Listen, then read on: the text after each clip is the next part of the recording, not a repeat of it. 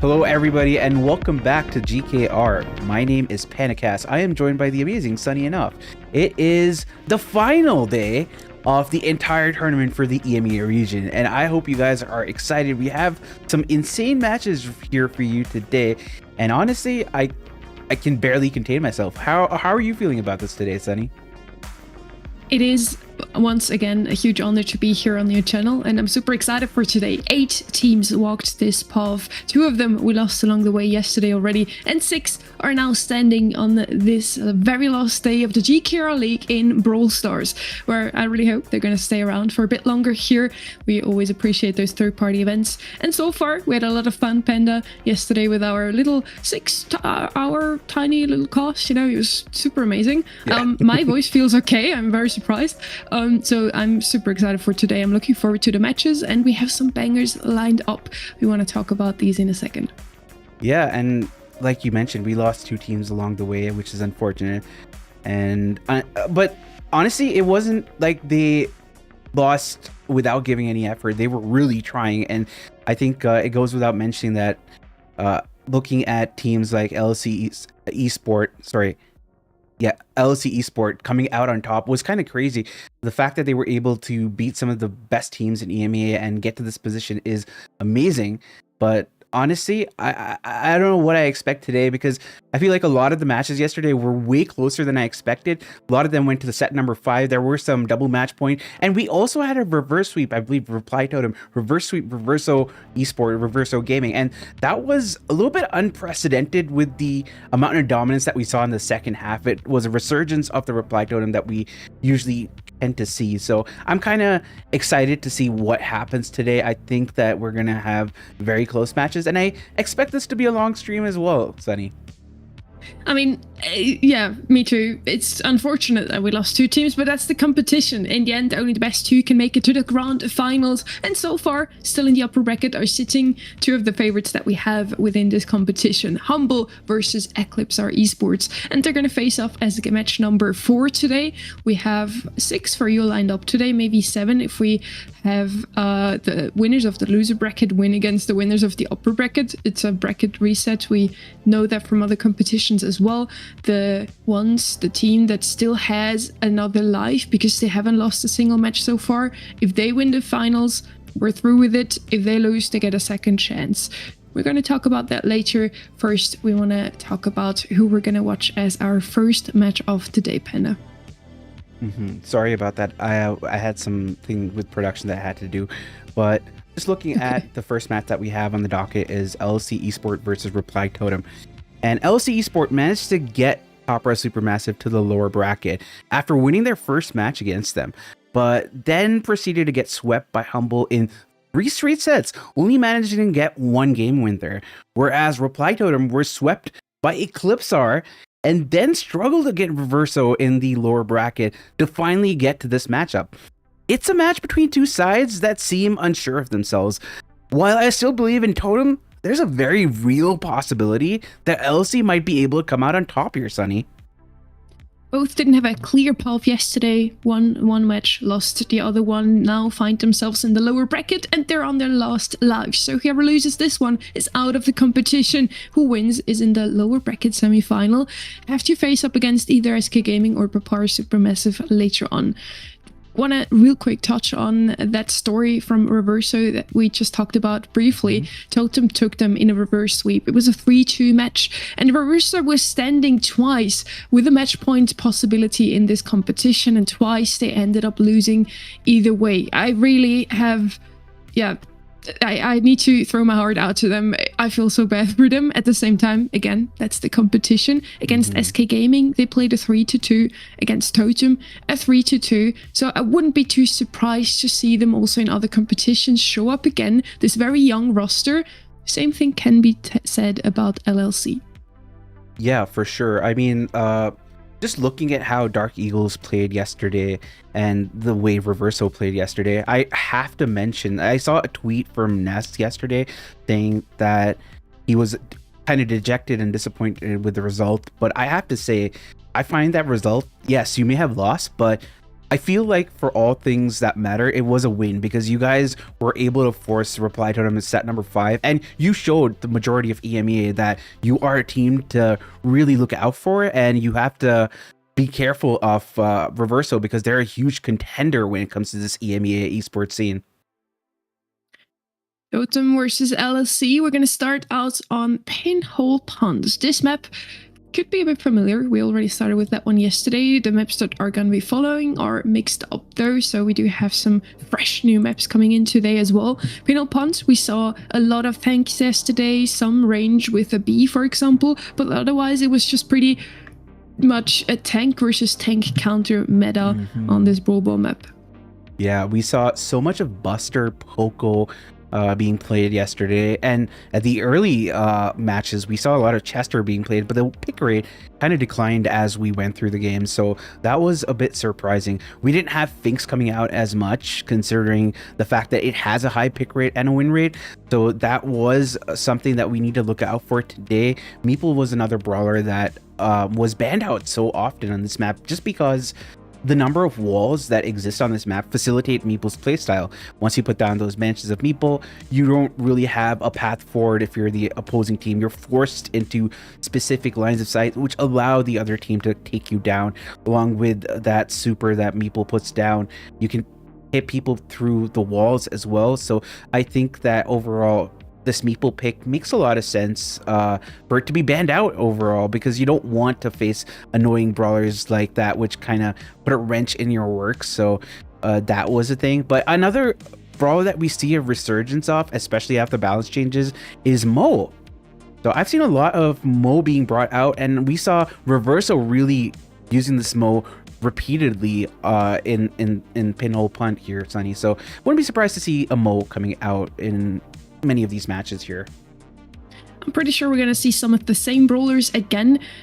These two teams now have their very last chance. As I said before, they are on their second life. They're in the lower bracket, and they still have 4 matches ahead of them if they want to make it to the grand finals. It's definitely easier if you were just unbeaten yesterday. Humble, for example, have rushed through the competition, have won their first 2 matches, are now looking into going into their 3rd match overall, and then they would already be in finals. So for Totem, for LLC, it's going to be a long run, but wouldn't it be a beautiful miracle run if one of our lower bracket teams would make it into the finals and then also win the bracket reset against one of the upper 2? I kinda look forward to that storyline unfolding. Let's see if it's gonna be one of the 2 here, LLC or Totem. I mean, I think it's definitely possible for either team to do this, go all the way there. It would make for a interesting storyline, especially if LC do it, because they are considered an underdog overwhelmingly, especially with the teams that are here today. And I think that Reply Totem should also be considered underdogs in the overarching scheme of things, considering their performances in the recent past. Yes, they are a super squad ensemble, but it just hasn't been as great for them. But seeing the later half of their match yesterday, I think that we might still have that really strong Reply Totem squad, but they have to be concerted with playing together, playing well, because I feel like a lot of their drafts make sense, and individually each of these people are some of the best players in EMEA. So I keep on harping on about Reply Totem. Maybe it's because I'm a little biased and I'm a fan, but I have to say, on the other side, Alan is kind of crazy along with Sarah and Ramika, though Alan does bamboozle me with his name, which is SK Elliott, which makes everybody think that it's Ope playing. So let's see if they maybe have changed their names back. We would definitely hope so, but we are also professionals by now, so we're used to it at this point. We're just waiting for the teams to get into draft now for Pinhole Punt. Could be any minute now. And yeah, we talked about it a lot yesterday, how Totem had not the best of starts into this season, you could say. They didn't have the performance they wanted to in the monthly qualifiers in the first month, didn't even qualify. And then for month number 2, they didn't get out of the quarterfinals because they faced up against Eclipsar. Eclipsar ended up winning the whole monthly final. And now the same thing happened to them also in this competition. Yesterday, the quarterfinals of the playoffs, and Totem has to face up against that other very strong Italian roster. ECP win again. Totem is still in the race though, and they're looking for revenge now. We're just waiting on some of the players to get ready, get into the lobby. So we'll just be a few more minutes. So apologies for that. I believe teams still have 4 more minutes to but start the game. So let's see how that goes as the story develops. We will give you more information when we get it. Yeah. Again, I just really hope for some stories to unfold today. It would be beautiful to see Totem go all the way to redeem themselves. Arc for redemption here for LLC. The underdog story to make it into a final of such a competition would be something that LLC can still talk about to their grandchildren one day. I hope they will. And on the other side, after this, we have the match SK Gaming versus Papara Supermassive. Again, a clear favorite here, I'd say. But I would so be open to a big surprise. Once again, SK lost barely or very closely to Eclipsar yesterday in the upper bracket 3-2 as well. So they are looking for revenge themselves. They need, as I said before, 4 matches now to face up against them again, go through the lower bracket until they can finally show Eclipsar who's boss. After that, we're going to have the winner of that lower bracket of those 2 matches. And then we see Eclipsar versus Humble, a match that I'm also really looking forward to. And I do feel like we have a couple of teams here that we feel like have to be in the finals. I wonder if at the end of the day we've learned that maybe our expectations can be met or not, and some of the new teams can make it into the finals very unexpectedly. Yeah, for sure. I mean, looking at Eclipsar Humble, which is the upper bracket final, already seems like a grand final caliber event. SK Gaming with Papara Supermassive also feels like that. Papara Supermassive kind of inconsistent in the recent past, because some games they completely blitz their opponents and the other ones they just get walked over. So it's definitely a grand finals caliber game. I believe Papara Supermassive's members have won monthly finals in the past, so it goes without saying that they have the capabilities of winning it. But like you mentioned, I feel like most of these matches are just that grand finals caliber, and LC Esports Reply Totem are the overwhelming underdogs. I would like to see them go all the way. It would make for a nice story for sure, and maybe one where you talk to your grandkids about it. Remember that one time in 2025 where I participated in GKR and made it all the way to the grand finals from the lower bracket? Yeah, Sonny, that was a great time. Sorry. I mean, if I ever have grandkids, that's exactly what I'm going to tell them. Remember that one cast I with Panda? I was sitting there. It was beautiful weather outside. I was sitting in front of my PC, casting for 6 hours, and I had a blast because chat was phenomenal. Every single viewer at home was just super entertaining for us casters as well to read what they had to say about the games, and the matches were honestly just so close. I'm always someone who looks forward to the closest games possible. I wanted 3-2 to happen, meaning that we really do have the best teams in our competition still here in the playoffs. And if they're that close, I'm super happy. If they're that close and we have 8 matches in one day, that was that one time in my life, I think, where I was like, I wouldn't be too mad if it was a 3-0. Then it was a 3-2, and I was still super happy. That was definitely my so thought process towards the end of yesterday. I remember at the start I was like, yeah, every single one, best of 5, double like match point or whatever. By the end I'm like, please. But honestly, that was just because I was tired. But I mean, I love watching esports and I like seeing it go down the wire, because when you get into those desperate situations, you see teams playing strategies where they don't usually employ the strategies. Example was when SK was up against Eclipsar. 5th set was so cagey, so defensive, and I feel like both these teams play quite aggressively in the more modern form of the game. So seeing that sort of play, because they were testy about it, was pretty interesting to see, at least for me. I agree with you there. Wow. I don't only love watching it, I also love to talk about it. And let's talk quickly about what just happened in that first match. Somehow, we either missed out the whole action panda or one of the two teams had to give a free win because not every single player was ready. We also apologize that you viewers had to wait. We had to wait as well here. It seems like one of the players just didn't show up and therefore Totem won 3-0.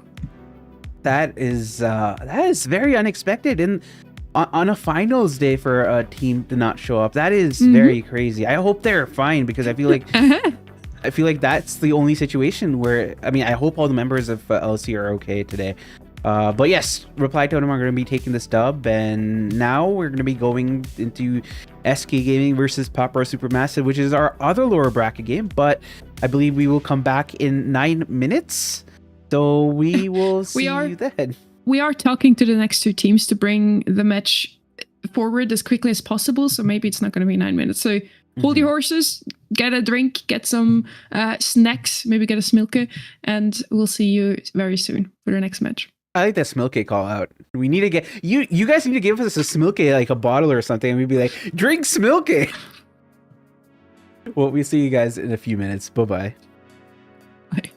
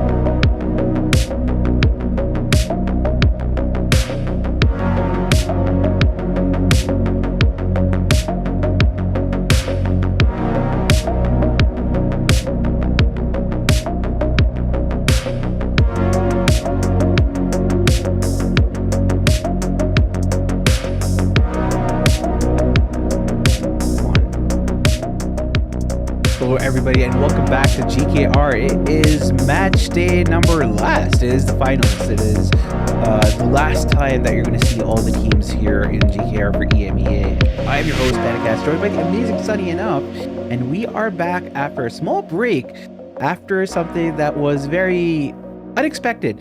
We had a free win. LC Esports delivered that to Reply Totem, who move on in the lower bracket. That is unfortunate. Sometimes these emergencies do happen, and we apologize for the inconvenience because obviously you guys want to see the matches, and so did we. Yeah, honestly, super sad. I didn't think I would ever cast, or respectively not cast, a match on a final day. Super sad to see one of the teams sadly couldn't make it, and Totem is still in the race now. At least that's good news for them. They get a free win. They can use that time just to get ready for their next match. It's either going to be against SK Gaming or Papara Supermassive, and that's also going to be the game we watch next. That's true. And just going based off of what we've seen so far, SK Gaming nearly had a scare in the upper bracket, almost losing to Reverso in their first match. They've only lost 2 matches in... Sorry, I believe my music is too loud. I added it high for the break.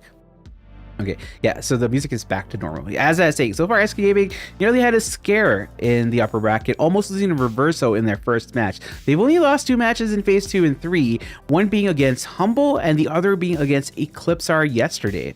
It's safe to say that they do not want any more close calls, but on the other hand, PSM are quite inconsistent. They either completely walk all over their opponents or capitulate to them.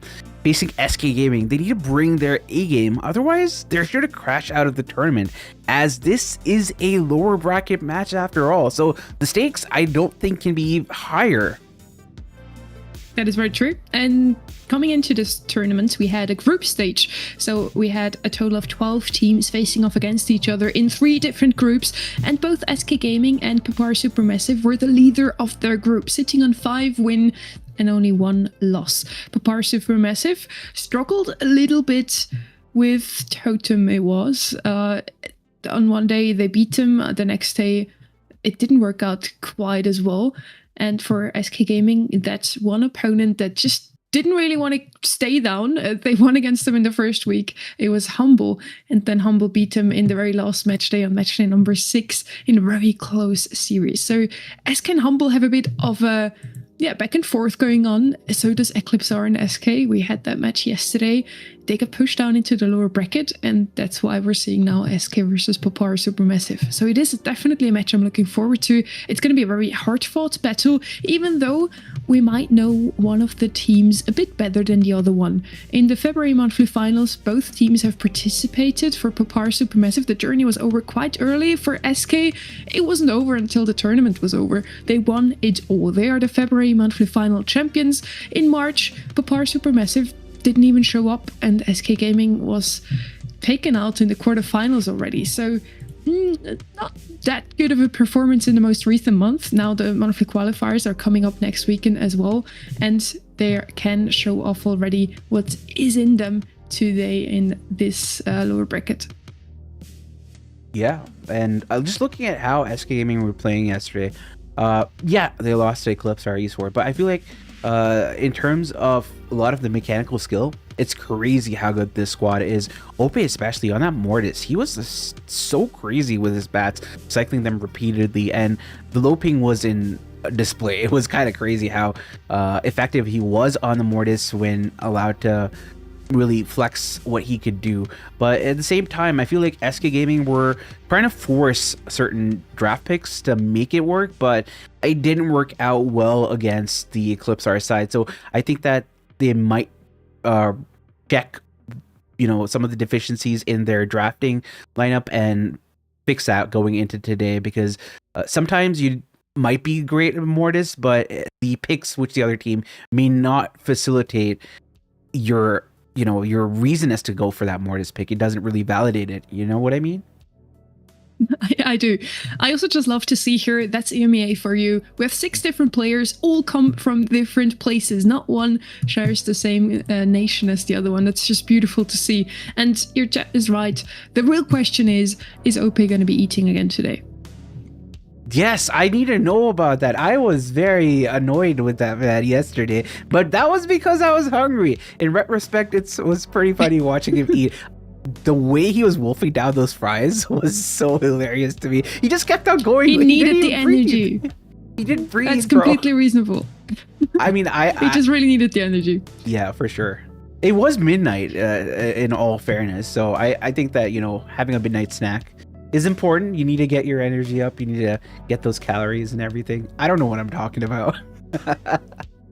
We were talking about how it's a clear favorite here, SK Gaming on the left-hand side. They are looking a lot stronger, not only this year, but they have played for a very long time. All three of them have had some great successes within the competitive brawl scene. On the other side, though, the three names are definitely known. I think the people that have followed esports for the last 2 years have heard all three of them before. They didn't always play together, but they always played in fairly decent rosters. I guess they just never really made the breakthrough to actually make it into a World Finals or an LCQ or something like that. But they did make it into the GKR playoffs, and they can prove today that they can even beat the likes of SK Gaming. Yeah. I think it's definitely possible. The way these guys pop off is kind of crazy. So you have to be careful if you're SK Gaming. Sure, you might be in a commanding position rather, but this side of Pop Res Supermassive are kind of explosive with their counterplays, so you have to be on guard the entire time. Otherwise, you're going to be, you know, paying with a loss. So SK Gaming need to be very careful facing off against Pop Res Supermassive. We are just waiting for them to enter draft. They didn't think that they would have to play this early, so we're just giving them some time to get seated and get ready for this match. Maybe we can also have a little look at the maps later on. It's going to be Pinhole Punt, Pit Stop, Jamford, Layer Cake, and Ring of Fire. So pretty similar maps that we had yesterday, just a bit of a different mix for this first match of the day. After that, we're going to switch and get some new maps in. But yeah, we talked a lot about the same brawlers, Panda. It does feel like the current meta features like 10 really, really good brawlers that you can literally play on every single map and mode. And then some rare ideas from teams like SK. You mentioned it, they brought in the Mortis. We saw a Shade on Heist. We saw some fresh ideas, and I'm hoping for even more ideas, especially those hypercharges that came in recently. We didn't see all of them yet. Yeah, I think that a lot of the brawlers that do have hypercharges don't necessarily mean that they're going to be at the top of the meta. So it makes sense that some of them aren't going to be picked up. Like, for example, I thought Grom was going to be much more impactful as a brawler, especially after the hypercharge, because we have seen him fall off the meta. So it is kind of concerning, I guess, in a certain way, that you don't have him back despite the hypercharge. That means that, you know, they need to address the underlying issue with Grom, which might be his default kit or something like that. But just looking at how things are going right now, I kind of do like the meta right now. I feel like it's very fun to play. I don't know if you feel or mirror that sentiment, but I actually like playing ranked now. Yes, I think my problem with ranked is not the brawlers, more that one mode that is still in there. But I'm just one person with one opinion, so that doesn't really matter. Please take it out. But yeah, I do like the current meta. I think it's always very annoying if like a Mr. P is all too strong. He's still fairly decent. We saw him picked and won twice yesterday. But other than that, yeah, I don't know. It's a decent meta. I tend to like metas where it's just a bit more variety in there. It's not just the top 10 brawlers and then everything else is kind of a niche pick. I like when it's even more mixed and you can literally play any comp. You can play a speed comp or a long range comp and both just work out perfectly fine. We're still waiting on the teams to get into the lobbies, but I don't know. I'm kind of confused, I guess. We haven't heard yet from those two teams, so I hope they're just coming in shortly. Yeah, Thank you, Ink. We do have an info that draft is starting soon. And we also hope that we don't have any spectate issues today. We did have some yesterday, unfortunately, but our production was very quick in just getting a player's PV. I'm super thankful that the players were so kind as to do this for us, and also for the production that just had this brilliant idea. Better any game, even with a player POV, than no game, in my opinion. Yeah, for sure. And I think you guys also need to be prepared for that not eventuality, but that's a scenario where we might have some issues. Don't jinx it. Knock on wood, and it's all going to be fine. We're heading into Pinhole Punt as our very first map here. Let's have a little look at the map. It's a very bushy one. You have this mid that you just want to control as much as possible. And yeah, that's why a lot of tanks are picked here. And Chester, you're still not showing the map, are you? I am. Thank you. I am. Definitely I have everything figured out. But yes, as you mentioned, yes, we have a lot of tanks in this specific map. You said Chester as well. Buster is a really great one. We mentioned Carl is so good in the meta right now, especially with that one heat ejector gadget. And going into our draft, we have our bans. They're going to be Meeple, Boko, Lu, Meeple, Buster, and B. So double Meeple ban opens up one more brawler to be played here, Sunny. You did mention how good Meeple is on this map, and it's still true, Panda. Meeple is banned out on both sides. So at least since yesterday, the meta hasn't completely shifted. We still kind of know what we're talking about. Let's see if we actually do. B is banned out, Max is open, picked up very often yesterday with various different comps. What we see very often at the moment is just a tank and then a Poco, or a tank and a Max. Really just all evolving around that tank. We saw some Ollie paired with both, even Max and Poco, so it really just revolved around, can that Ollie pop off or not? We'll see what SK will answer now. The Byron is first pick. We didn't see that so far in Brawl Ball, I think. Yeah, that is actually surprising, but I think that with the Poco being banned, Byron isn't exactly a bad pick. You can obviously synergize well with a tank here, and the amount of range that Byron brings to the table is great, but I feel like this map is more of a mid-range map here. Ollie and Chester coming out for SK Gaming. I like this Ollie. The Hypnosis is great for removal of tanks on the other side. And also, you get cheeky kills by just dashing in, using the gadget, and pulling enemies away towards your team. Chester is such a great mark against a plethora of brawlers. So it's pretty adaptable in especially a map like this. And Stu's coming out for Popera Supermassive. So they have an assassin, they have a healer, but I feel like they need a tank here because honestly, I don't really see them dealing with the Chester and Ollie so far. They did ban a Buster. We saw a lot of Ash yesterday as well. Primo was banned, but not picked up once. That was a very interesting one. We'll see if they're actually going to go with the tank. I do think on the side of SK Gaming, they're looking to getting this Max now as last pick. Would be a great addition to round off their comp on the left-hand side. And we also just know how good Joker is on that brawler. The tank is here. It's not going to be any of the brawlers we mentioned. It's going to be Frank instead.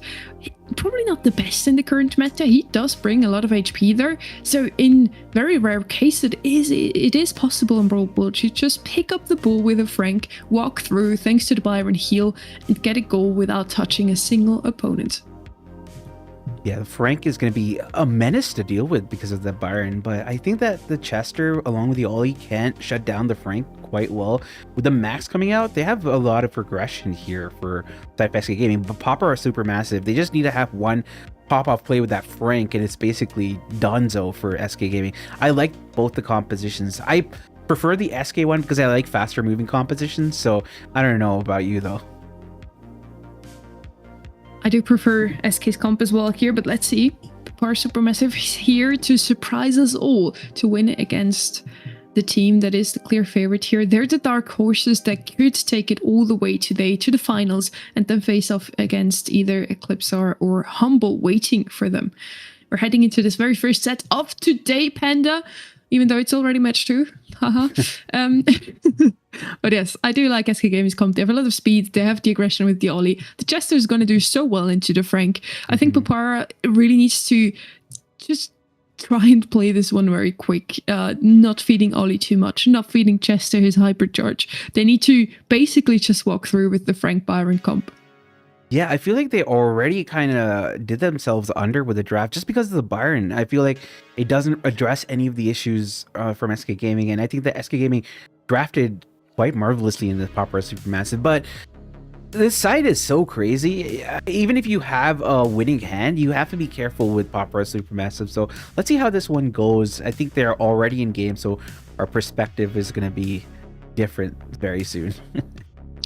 I love casting expressions. Who doesn't?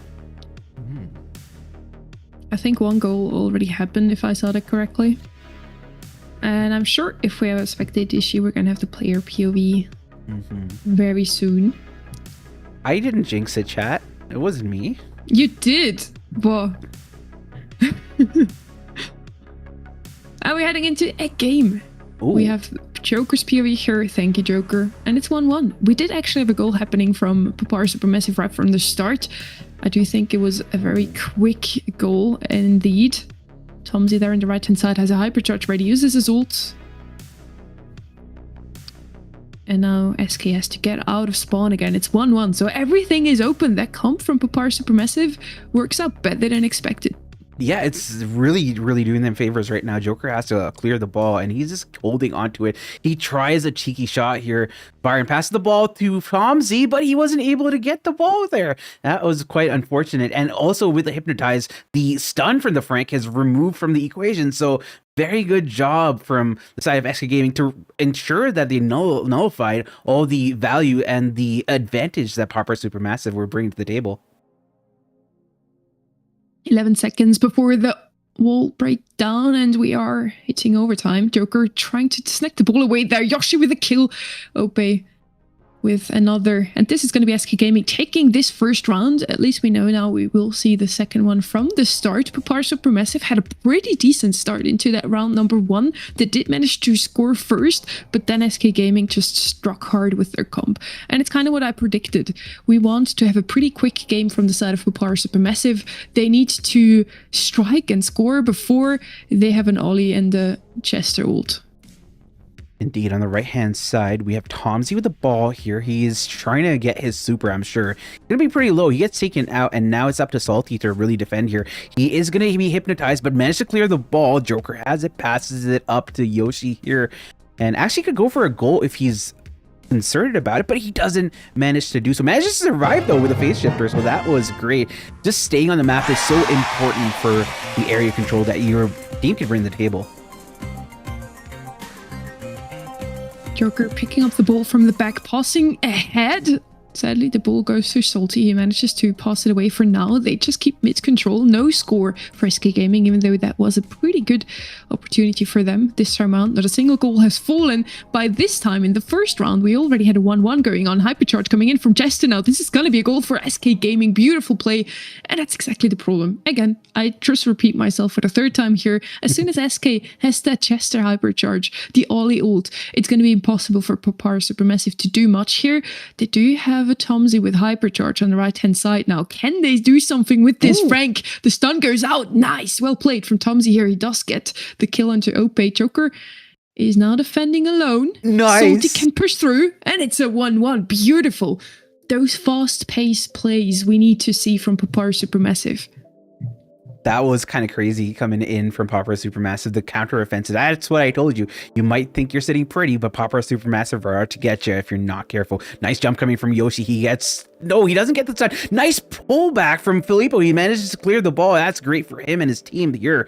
And just like that, we have Popper Supermassive who still have some breathing room. Joker moving up the map once again. Penal Punt is a map where if you have mid control, you basically already won the game. SK knows that.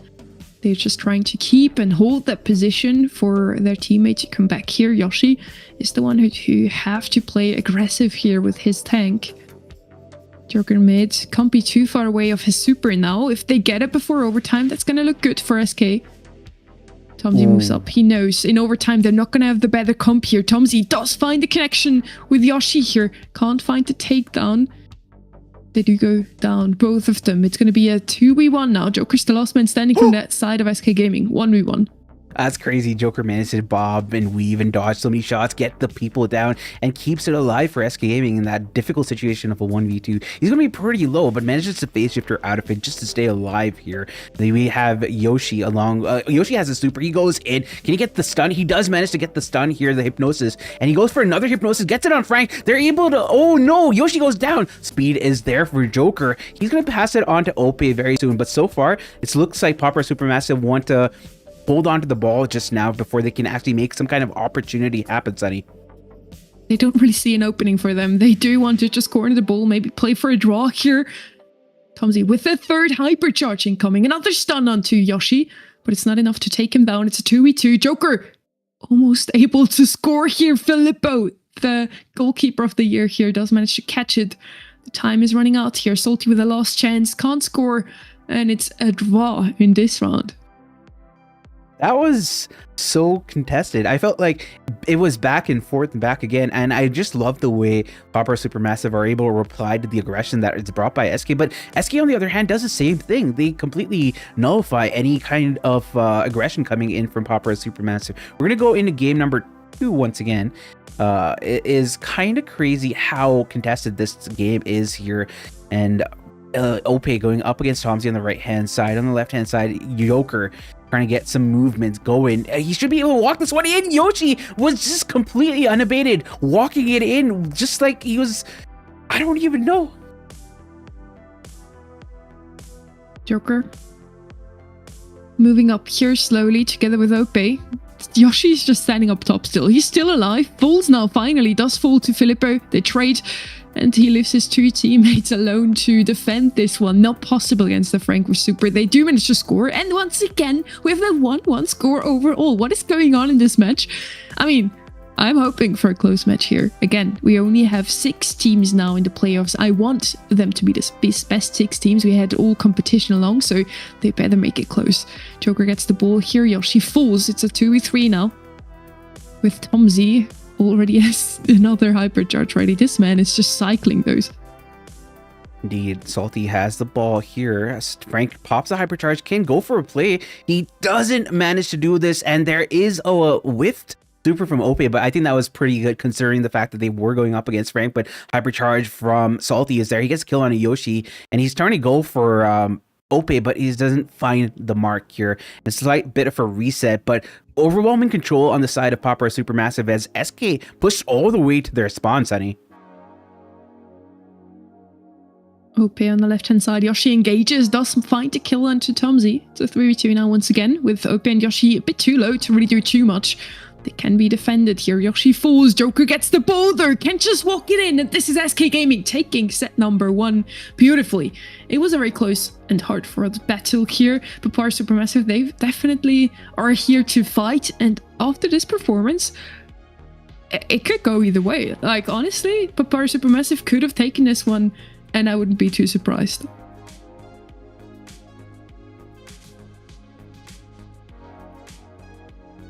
We're heading into pit stop now. Heist is going to be our set number 2 here.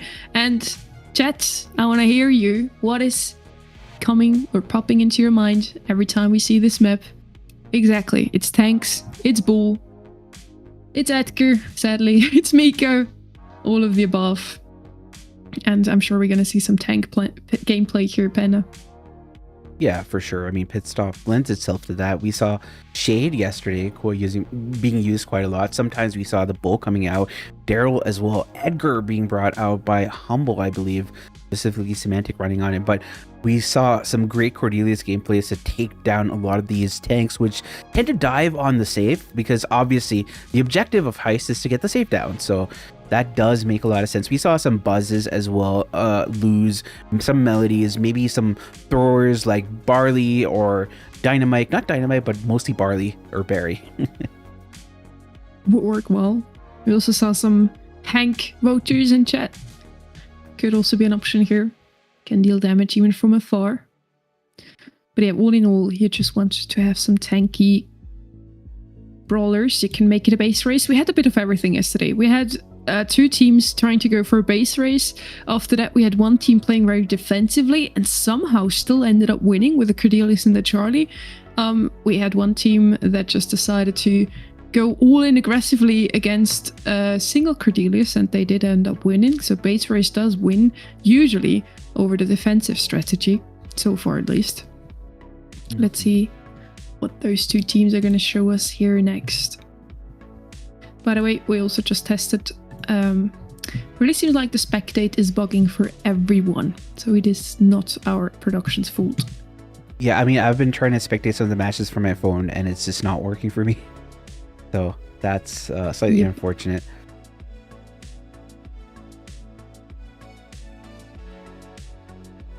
We're just waiting for the draft to be underway. I believe that it should be starting now. But I'm still reeling from the last set. I felt like it was just much closer than it would suggest on the scoreline.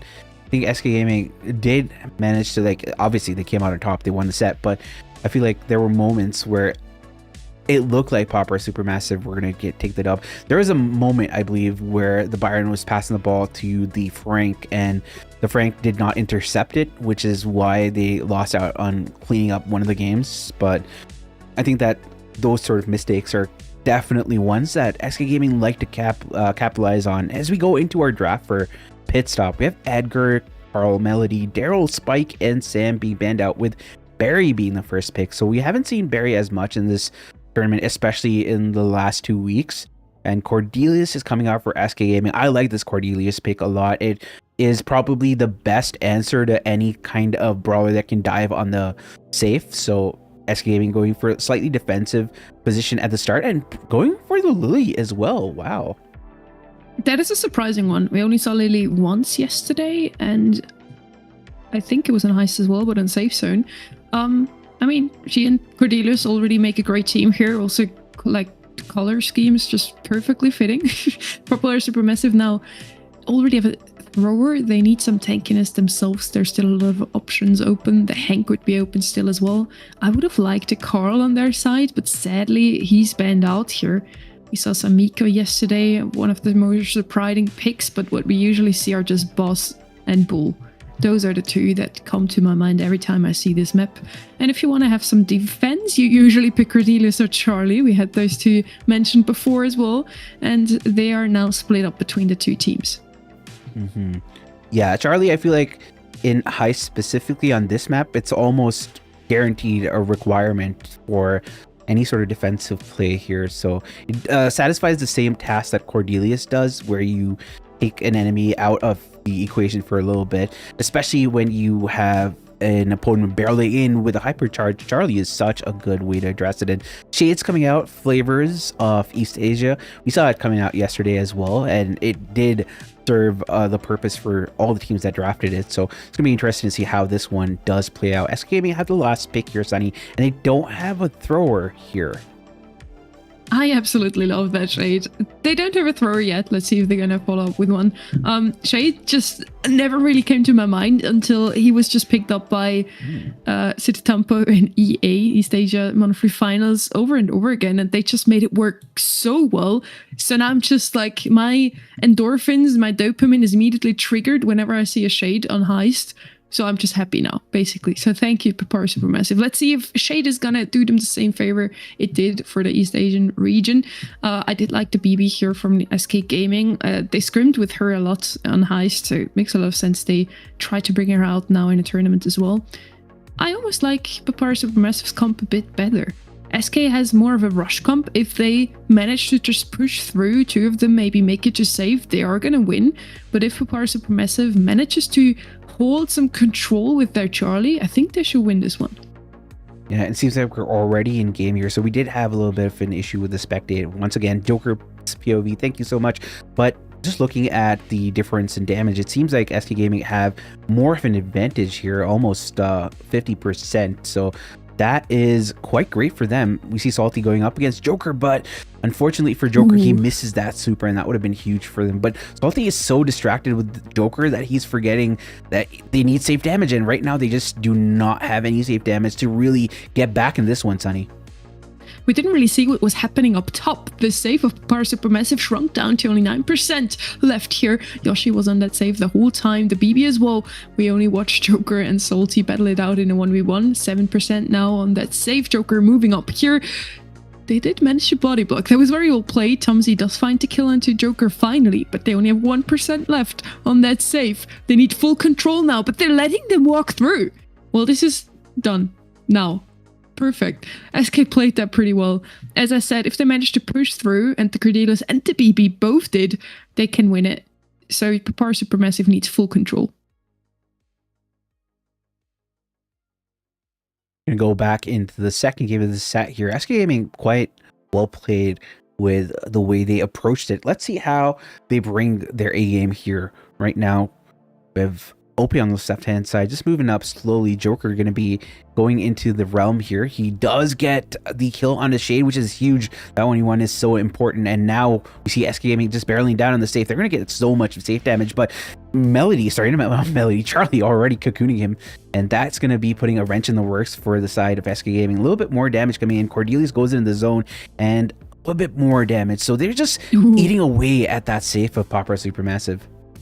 That was a well-timed gadget from Yoshi. Didn't get hit by that berry ult. It looks a bit better for Papara Supermassive here. It's only a 20% lead, but every single time that BB is on the field, she does manage to move up here. OP doing a phenomenal job. Joker, of course, can just go into Shadow Realm, move up to the safe and do some more damage without even being seen by the opponents. So overall, SK should have this one now. They're completely collapsing over their safe. But again, we're watching on the wrong side. It seems 17% left. Salty did so much work up down here. 13% now. Papara Supermassive took over the lead with just one Shade. Yeah, that's crazy. Oh, that is game. Nice super from Tomzy with the splash to just cap it off. And that's going to be an equalizer in this specific set. I just like the fact that they left Shade unaddressed on the safe, and Shade just took advantage of that. It just went all in.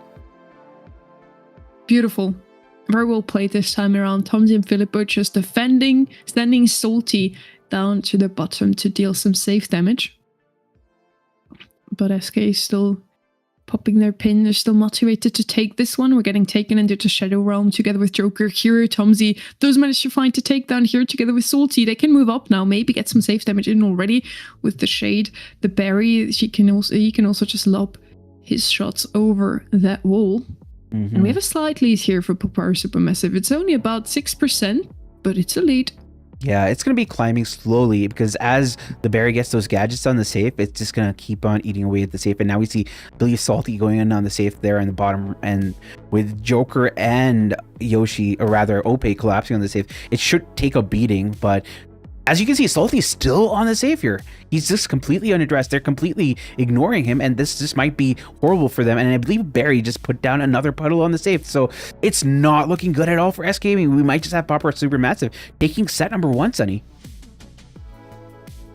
They are so close to it now. Salty with the last few claps, and he does manage to take that save down to 0%. Papara Supermassive takes set number 2. They even out the score overall, and it's now open for everyone once again. It's 1-1, and we can see it. We can read it from their faces from SK Gaming. They were in this position yesterday already.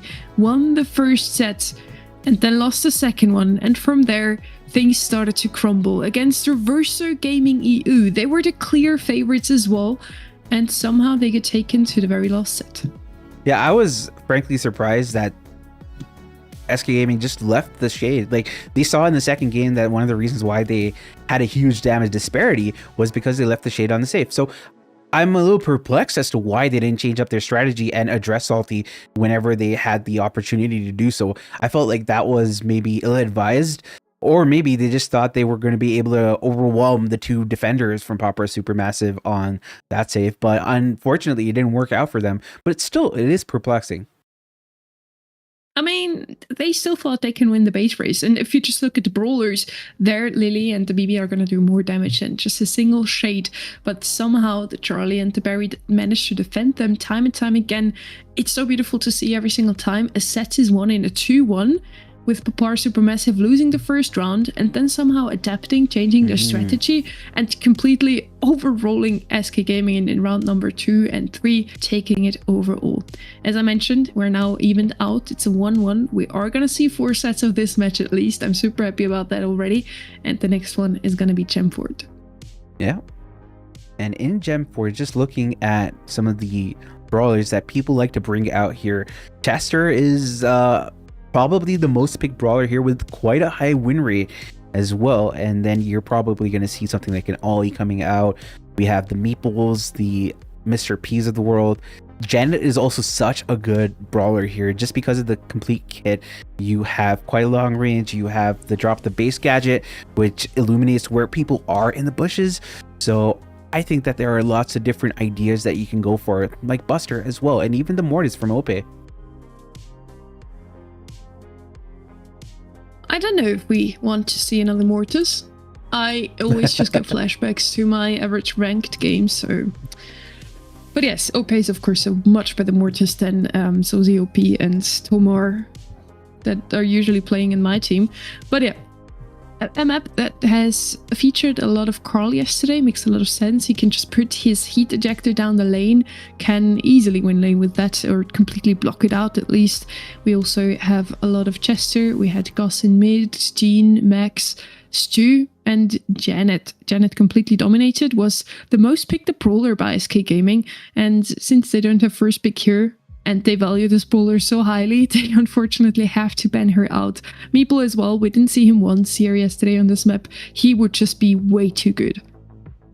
Meeple is really strong in this specific map. I feel like this map was made specifically for Meeple, even though Meeple came like 7 years after this map was originally created, maybe. Anyway, Max going to be brought out by SK Gaming. I like this one. It denies Popro Supermassive the Max, especially considering the fact that they have the Gene. And I feel like the Gene was also picked so that SK Gaming were denied it. So considering the fact that Max was open. So I think that both these teams are really drafting against the other team's ideas. And Chester's going to be coming out for SK Gaming. I like this. I like this a lot from SK. At least a bit of a, let's call it stale meta, a meta where the 10 top brawlers are literally played on every map. It makes the casters look really good. Whenever we talk about the brawlers, they're going to be picked up in the next second. What were the 4 brawlers that I just mentioned, Penna? Don't put me on the spot. Those 4 that are picked up now. As I said, it makes us look really good. It makes us look like we actually know what we're talking about, because the meta just really revolves around the same 10 brawlers on every single mode. Somebody said Ope turned off the camera specifically to eat, and I think I believe that. I believe that conspiracy theory. Melody is going to be picked up by Popro Supermassive. I like this Melody pick. It can completely decimate a team with the hypercharge if it's not addressed properly. The buzz coming out for SK Gaming for the stuns, and also long range turnaround capabilities altogether. I like this draft from SK Gaming, but honestly I think that I like the turnaround potential that Popper Supermassive have. They have so many pop-off brawlers like Melody, Carl, and even the Gene. So I think it's going to come down to some of those unexpected pulls, maybe the hypercharges, or maybe even the heat ejector from Popper Supermassive. We're heading into this game now where it's all about mid control once again. This little forward and mid has to be controlled. And we have SK sending 2 brawlers in mid here. So there's Papar Supermassive, Joker, this time around not on the max, which is very surprising to see. OP, of course, also very skilled on that brawler. Or Elliot, if he wants to be called that now. I don't care, I guess. Stun from Joker coming in here. He does find the takedown up to Filippo. Falls himself, though. He is to trade. And we have a pretty similar standing so far in gems. Yeah, Ope managing to get that kill is going to be huge for them. Nice. Ooh, I thought it was going to be a nice stun, but a nice knockback from Tomsy. Going to get the kill on a Joker, and now Yoshi has been circling around. We see Ope going up against Salty, but gets taken out here. Joker going to go in, finds the kill, cleans up there. Hypercharge being used, but nice stun from Yoshi to shut that one down. Pull being there, but he gets Yoshi instead of Joker. So everything turning up right for SK Gaming in those set of interactions. Joker has a hypercharge ready on the left-hand side. Finds a connection with Salty. Still didn't use his hypercharge. Has another super ready immediately. And we are now in a 3v2 situation with SK Gaming already sitting on 8 gems. Joker has to be kind of careful here not to lose those gems. He's very low already. Has the 7 gems that SK has to make them the leader so far. Felipe going in, gets stunned out of super, and that's exactly why Carl is such a risky pick. Oh. If you get stunned out of your super, it's just always going to be so dangerous. He falls. His 2 teammates as well with the speed from OP. They're trying to collapse over Papara Supermassive now. They need to stop that countdown. Only have 10 seconds left on the clock. Gene has a pull ready. Yoshi has a hyper charge, but is it going to be enough to stop Papara Supermassive's countdown here? Tomsy falls, and that's going to be a reset. With 14 seconds left on this reset here, it is now or never for SK Gaming. Joker going in, he misses the super, he misses the stun, and Salty is all the way in the backlines in the SK spawn. Nice pull from Tomsy to remove Yoshi from the equation, but it is too late as Papara Supermassive, with that one pop-off play, were able to get that dub against SK Gaming. That was a steal, if I've ever seen one. SK Gaming had to lead for most of this map, and somehow they managed to, with just a single stun from Joker, get the takedown onto SK Gaming. The stun was a bit too far ahead, a bit too overextended. Joker was sitting on 7 gems, which you usually don't want to have the gems on your tank, on the aggressive player. Let's see if they manage to keep those gems on the max now. For so far, Papara Supermassive looking very good in this round. Already with 4 gems now, having complete mid control, and SK just circling that little fort in mid. Joker going in, misses the stun onto Salty, goes for another one, and he tries to get something done against Tomsy, but gets taken out. On the other side, though, Tomsy goes down to Joker. Sorry, Joker goes down to Tomsy. I apologize. We have speed ready in mid. Probably speeding up. Joker now has to fall back though, a bit too low to go in mid again immediately. Speed from Joker doesn't really help him too much. Gets pushed back into the opponent's lanes. Does find a stun onto Salty, but it's not going to really matter. Salty still finds a kill onto Joker. Finally gets taken out by OP himself. It is a very close match, but Papara Supermassive with a pretty comfortable lead of 4 gems overall here. They're in a great spot here.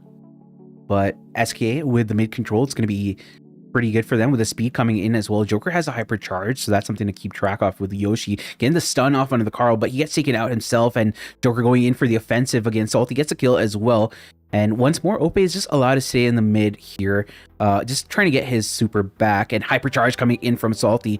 We see Joker trying to get us hypercharge on himself here, just to distract, and he gets a kill as well onto Tomsy. That's going to be huge. But Salty able to collect all these gems, and all the members of SK Gaming, except for Yoshi, still alive in this situation. And once more, all the gems with Salty. We're back into Spectate. That's beautiful to see. We have the crispy image back for the last 10 seconds of this match. Hypercharge coming in from Yoshi. They need a takedown onto that Melody. Otherwise, it's going to be Papara Massive declared the winners of this set. Not yet. For now, the countdown is reset. We have another 15 seconds on the clock now for SK Gaming to turn things around. Indeed, but it's not looking that great for SK Gaming in this situation. They're trying, but all their members have fallen. Once more, Filippo is able to get away with all the gems here. And just like that, we have Papara Supermassive up 2-1 in terms of the set score, Sunny. Both of them had pretty decent comps, so this just really all came down to Papara Supermassive playing it so super well. Every single time, even if SK had the lead in the first round, they managed to just steal them, to take the lives of SK Gaming's team and take the gems with it.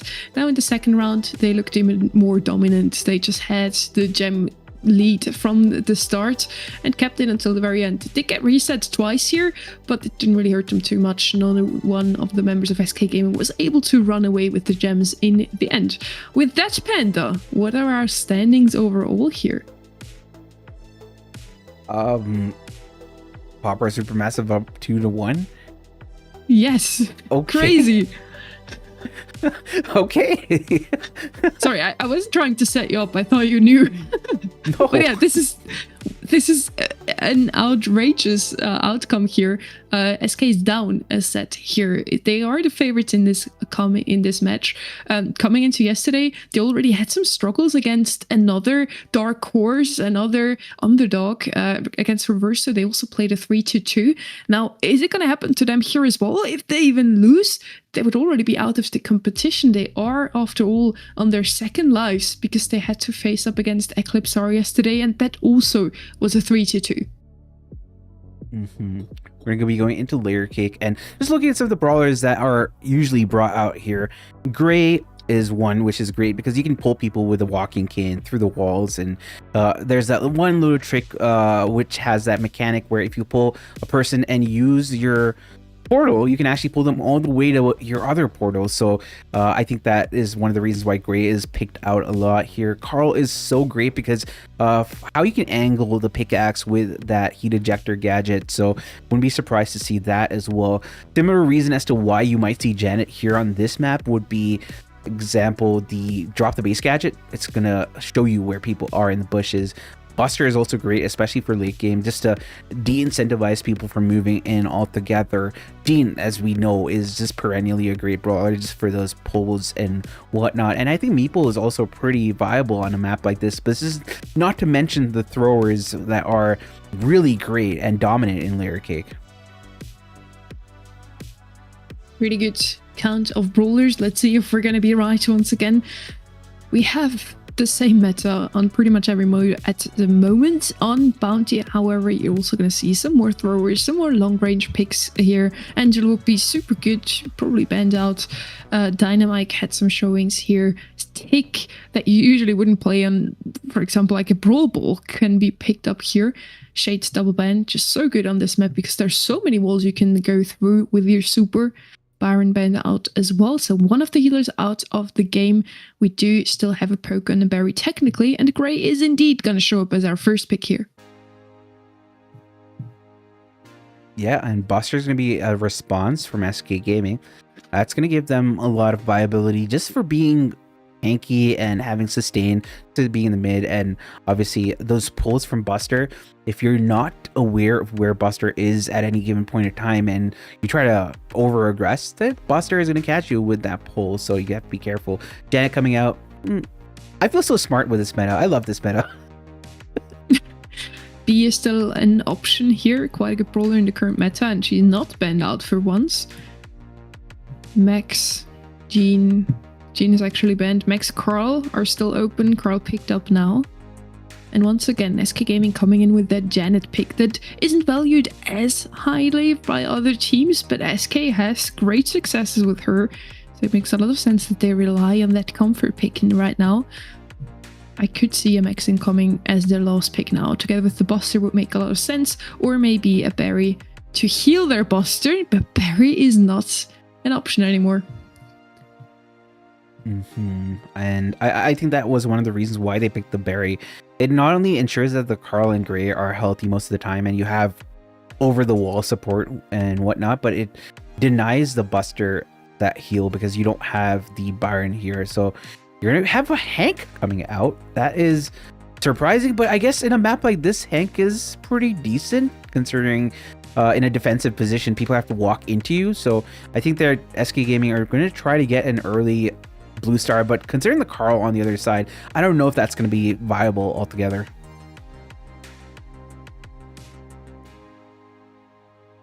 I don't know if that Hank is viable either.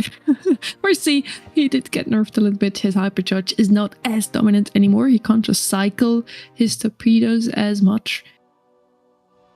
I don't know. I kind of feel Papar Supermassive's comp a bit more, if I'm honest. SK Gaming really has to make it work somehow to be ready with the Buster to stun the Carl out of his ult, to be ready with the Hank, to also protect Janet whenever Gray comes in. Janet to keep her super whenever one of the two aggressive brawlers on the opponent's side does decide to come in aggressively. So a lot of ifs on the side of SK Gaming's comp, I feel. Indeed. They have to play it perfectly and utilize all the scenarios that they can. Why? You see Joker trying to do that with his gadget, but I don't know why he was so aggressive in that situation, and he paid for it. The entirety of SK did, but they do have the blue star, so they still have everybody coming into them, and I think this is the game plan that they wanted towards the end of the game anyway. How did he end up behind the enemy's line as a single Janet? That is quite unfortunate. If I ever seen something unfortunate. We have 2 hypercharges ready on the side of SK Gaming. That is quite fortunate. Joker going in now with a hypercharge. Needs some support from his teammates though. Ope trying to come in here. Joker finds 1 kill. They are in the lead now. 5 to 3 stars. Blue star on the side of the purple team. And it's looking a lot better here for SK Gaming than I expected, honestly. Filippo probably falls here as well. Tomsy with the last. That can still survive here. Salty falling as well. And this is a dominant 12 to 7 star lead from SK. I just love the way Joker's playing this. It's so good. He's been able to get those angles which he needs. He's getting those the flights to hit multiple opponents repeatedly. We have hypercharge coming in from Ope as well, and that's going to de-incentivize anybody from really getting into where Joker is. Joker is definitely a mark that they need, but they need more than just Joker. They need almost like a team wipe here, but with members completely falling repeatedly for Supermassive, it is going to be SK Gaming on top here, and this is a win that they sorely need, because if they lose a set, they're completely out here, Sonny. I guess we were kind of harsh with Joker. That first interaction, he went in a bit too aggressively, didn't work out, but after that, all of what he did just made SK win that round. They can evade here match point from Papar Supermassive for now. Maybe we will see them going all the way to set 5 today once again.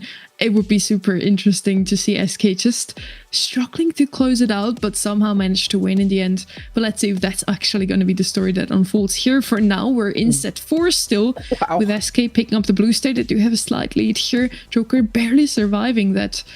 And Papar Supermassive still have the option of making this the last set.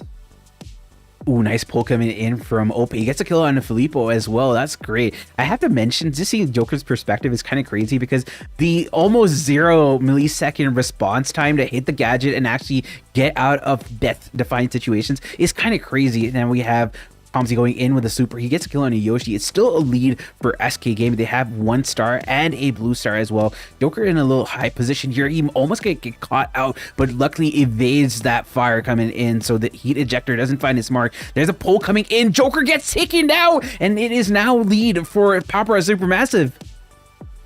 Hypercharge not ready yet, but Joker must be pretty close to it. We have an ult coming out of Ope to push up the map, because they need to. They need to put some pressure onto the Papar Supermassive. They themselves, the red team, has blue, so hypercharge is ready, and ult on the Carl as well. Joker trying to go in, can't really connect too many shots here. Falls low himself, and they have 36 seconds left on the clock now. SK Gaming doesn't have too much time left, and they need at least 1 kill. Yeah, and they have a huge range disparity concerning the composition that they're running, so they can't really kill people from range here. They actually have to full commit, so they're waiting for the last 15 seconds to make their move, and right now that's exactly what's happening. Yoshi's going in along with the Ope with his montage, hypercharge being popped by Filippo just to get out of that situation, but there is another kill from Salty onto Yoshi, and another one onto Ope, and it's basically over with 3 seconds. It's a prayer for Joker, but he knows it's all but done, and now, just like that, Papar Supermassive are on a match point situation, Sonny. There we have it. It's the opportunity for Papar Supermassive to win against a team like SK Gaming in a 3-2-1 series. For SK, it would be a very tough loss after sitting in the upper bracket for the longest time, then facing off against Eclipse R, taking them to set 5 to lose. It would be so rough to now fall to Papar Supermassive. Saying not that Papar Supermassive is worse than Eclipse R, but on paper they just didn't have as many successes as them this year at least. Papar Supermassive now once again take the blue star, take the 2 kills, and with that they are in the lead here, 4 to 1 star. Sitting on match point here, if I was in SK Gaming's shoes here, I would definitely be pulling up my socks. They need to, otherwise they can't win this one. Ooh, heat ejector used, but Montage just makes sure that OP doesn't take it, but OP walks in nonetheless into the heat ejector later, and Barry has to use a super to get out of Hank's path here. All the members of Popper Supermassive back in their spawn, but with Barry, they should be able to hold on defensively for a little bit, unless there's a full committal from both flanks, and that's exactly what happens. Nice pull coming in from OP, gets a kill on a Filippo, but Yoshi falls on the other side, and it's once again a 3-star lead for the side of Popper Supermassive. They have the blue star as well, Sunny. It's only 3 stars. If they find the right kill on the right person, they can turn this around with just 1 kill. Probably need 2 though. As Carl, for example, only sit on 2 stars here. They need Salty, basically. Salty with hypercharge ready though. Ult now as well. It can always just dash out of harm's way. SK has Popper Supermassive pushed back all the way into spawn. The Barry's just so oppressive. That thrower gives them a lot of control over the map. Joker's ult does a little harm. Ooh. The ult from Yoshi gives them a bit more space, but again, it's just that 1 kill and they needed 2. Yeah, I mean, they needed that one. They needed 2 kills, but right now they're within striking distance of getting the dub here. But Joker has to be careful that he doesn't take too much damage. We see Ope opening up the Montage, giving a little bit of room for Yoshi to move up. Oh, Joker gets pulled by the Walking Cane. There is a hypercharge from Salty, so they have to be careful about how they approach this one. A kill on a Salty is going to be more or less something that will secure that win for them, but they aren't able to do so with 0 seconds. It's actually Popper Supermassive taking the dub, and SK Gaming are out of this competition. Just like that, one of the biggest upsets we had all GKR League. Popper Supermassive takes the win over SK Gaming. They are still in the competition, taking out one of the 3 clear favorites in this one of the giants of this competition. SK Gaming, we unfortunately have to say goodbye to them. Huge commiserations. We had some great showings from them yesterday, today as well.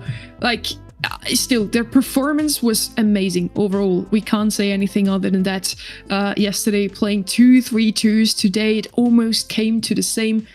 And if that match would have maybe went a couple seconds longer, they could have actually taken this one. This just goes to show how close these matches actually are. We really have found the best 6 teams in this competition. That is true. I mean, just look at the way Popper Supermassive came out today.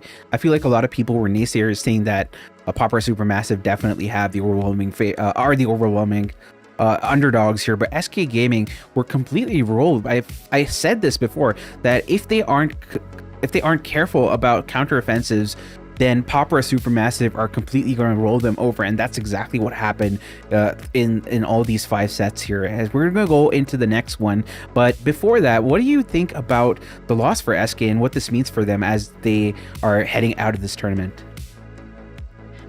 I mean, after having 6 weeks of group stage, now the players, they played yesterday up until midnight and barely lost to Eclipsar. They almost won that one and would still be sitting in that upper bracket right now. This really hurts, but they can still be proud of themselves to make it this far. I mean, what they showed us against Popper Supermassive wasn't bad at all. They had some great drafts, they had great showings. If that last match would have maybe went another 3 seconds longer, they would have actually won. So yeah, both of those teams just really show us how strong they truly are. Popper Supermassive today was just their day to win, and I feel like Popper Supermassive is going to be the team now that we see in the finals, honestly. Like, they're facing off against Totem now, should be taking that one if they continue to play this strongly, and then lower bracket final, and they're already in the grand finals. Yeah, I'm actually looking forward to seeing how Popper Supermassive develop as the weeks go by and as the months go by, because right now they're getting stronger and stronger, and as we go into the second half of the BSC, we're gonna get double points there. So I think that SK is looking really good too, not to mention.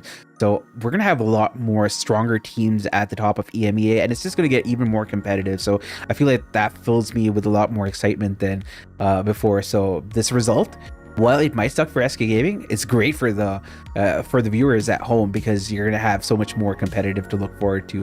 We're gonna go into our next match, which is gonna be, I believe, Reply Totem versus Popper Supermassive. I don't know how much of a break Popper Supermassive can take, but I think that they're going to be happy, and they're going to have a high coming off of this match that they won against SK Gaming. So they definitely have some momentum, but the fatigue is a thing that I need to think about when it comes to this, Sunny.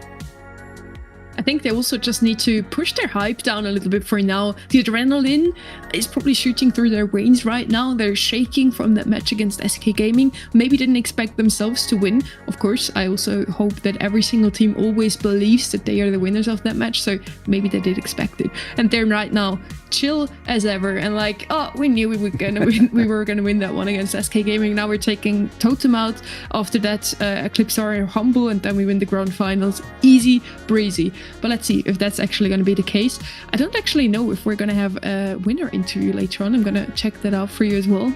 If it's going to be Prepare Supermassive, that would be a super interesting question to ask them actually, what they have felt in this exact moment.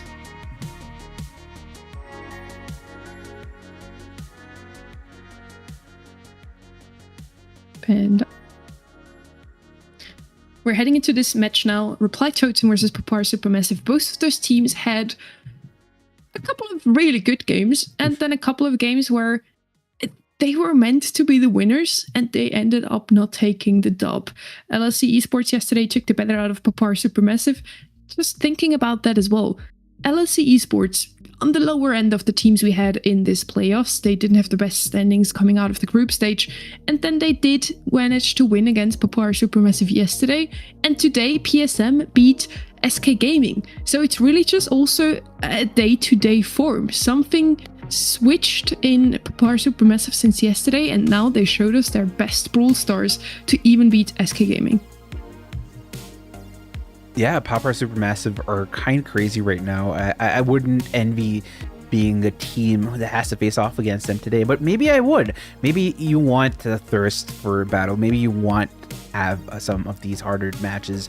But right now, though, Reply Totem, they did get a dub against LC Esport earlier today, but that was because LC Esport did forfeit, and that was a free win for Reply Totem. So still today, they are untested.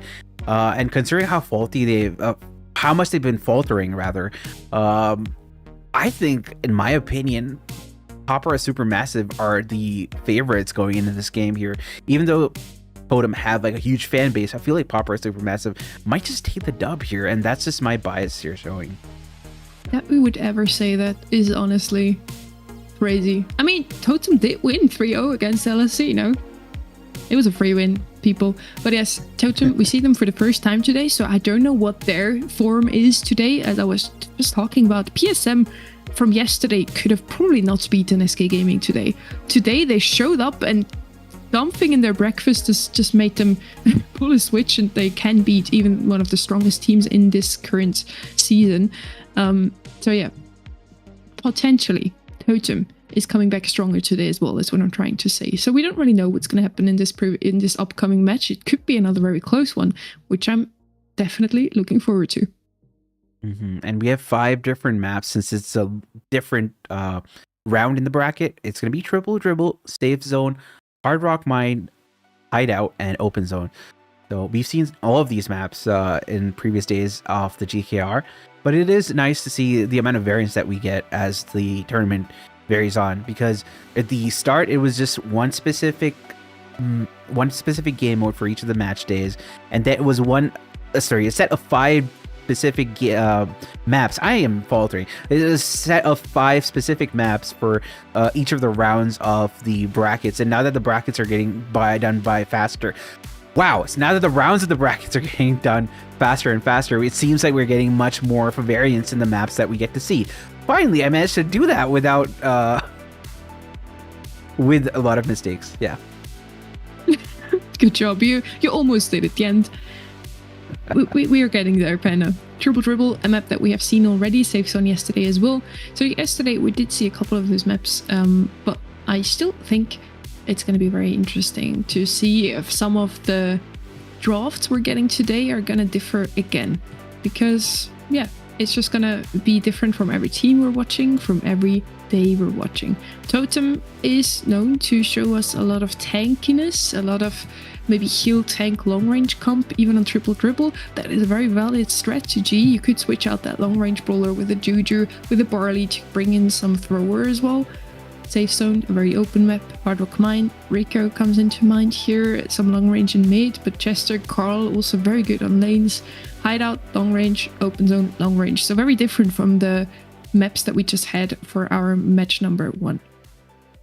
Yeah, and I feel like both these teams are super aggressive teams, so it's going to be interesting to see how cagey a lot of the maps are going to be, especially the ones which are quite close. But if you're looking at our brackets right now, this is how the tournament has proceeded so far. We have Eclipsar and Humble at the upper bracket for the finals. We're just waiting on that match to happen next. And right now we have Totem versus Bopper Supermassive.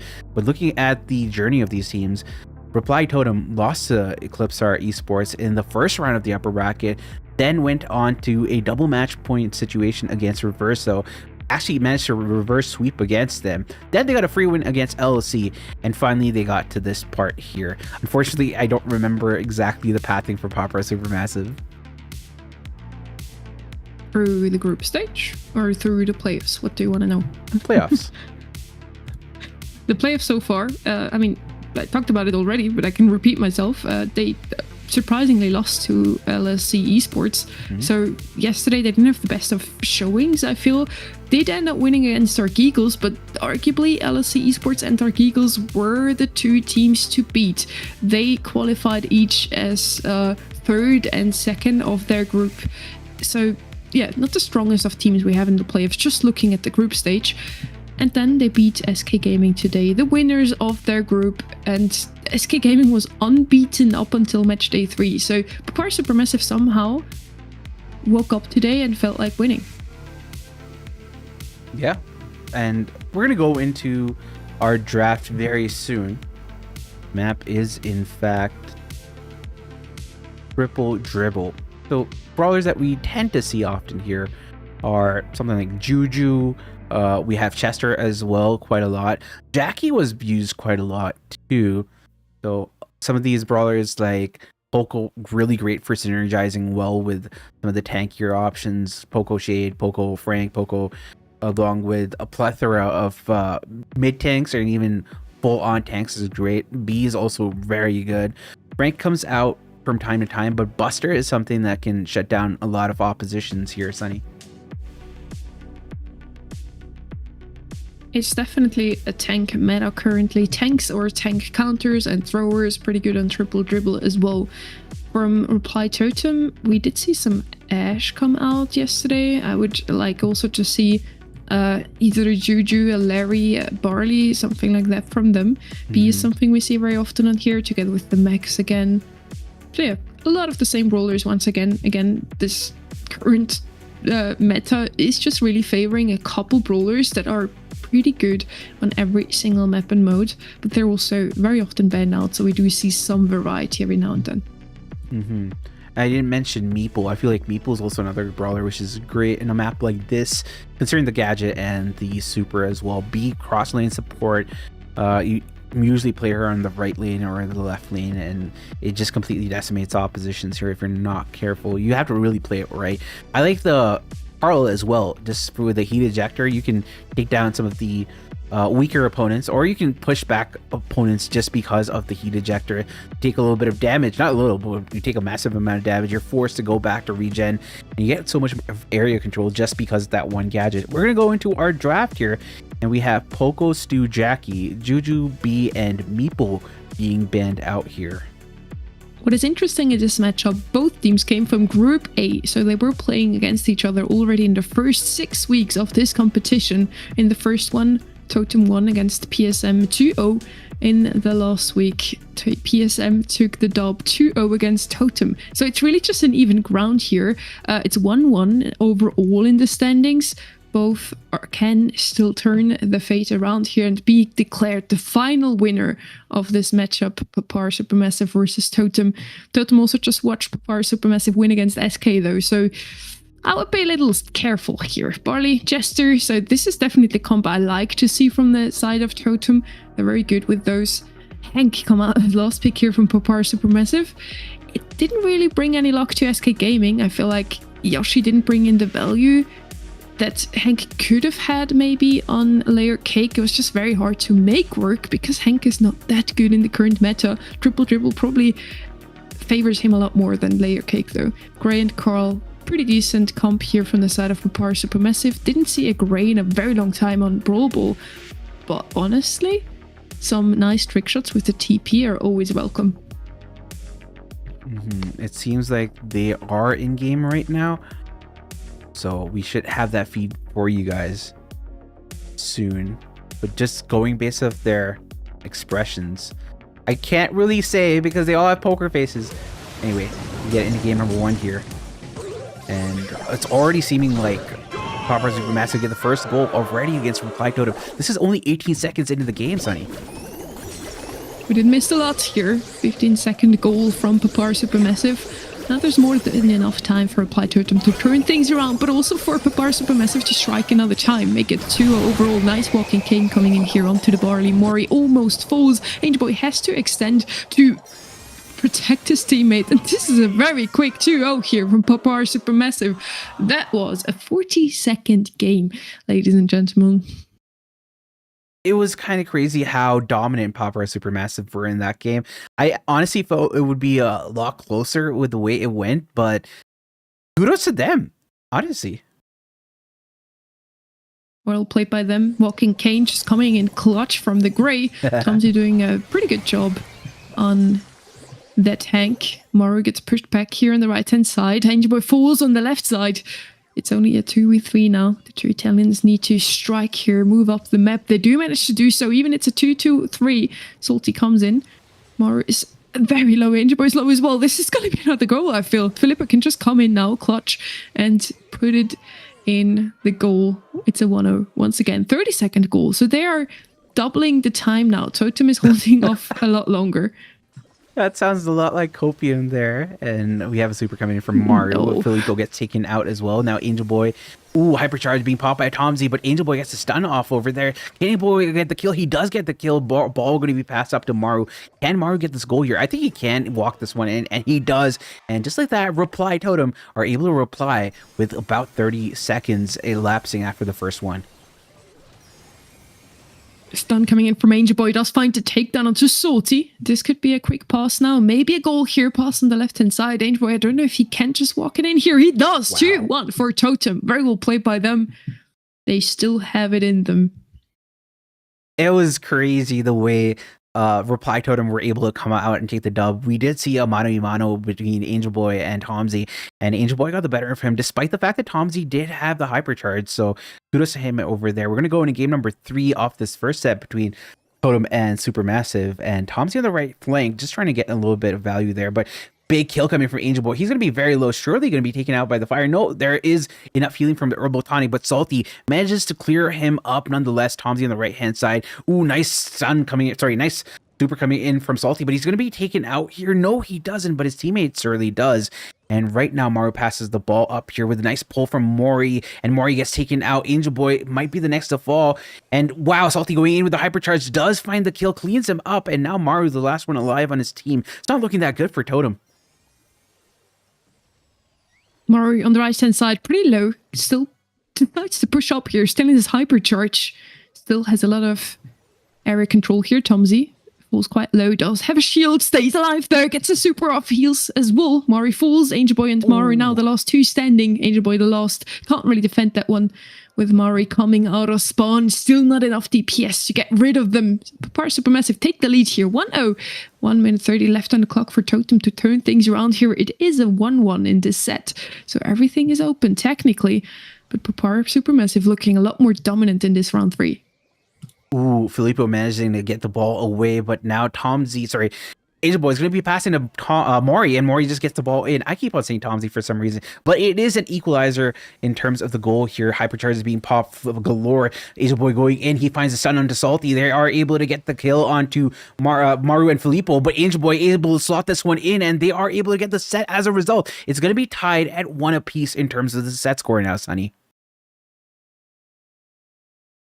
Very nice to see Papar Supermassive looking very strong. Also nice to see their Totem smiling. We didn't see that in a while, sadly. Didn't have the best of days yesterday.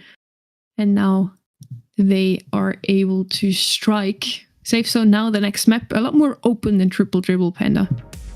I mean, yes, that is true. But I just want to harken back to what we saw with Reply Totem. we saw the smiles on the faces of the people, of the members after the match, after the game and the set was done, and I think that is inspiring to see, because that means that they're building up their confidence again. And we've just seen sullen faces from the entirety of the squad through most of the matches in the tournament, so it's great to see that. We're probably gonna see some more amazing gameplay coming in from Reply Totem, but they are up against Papa Supermassive, so they can't really rest on the laurels that they earned in the last set here as we go into set number 3. It's set number 2. Set Safe number zone 2. here. Right. Very long rangey. We have a lot of Piper here. Angela, one of the best bowlers, but always banned out. Eve, also quite good, as well as the Juju. Those three can walk over water and really make use of that map. Have a little bit more space to dodge.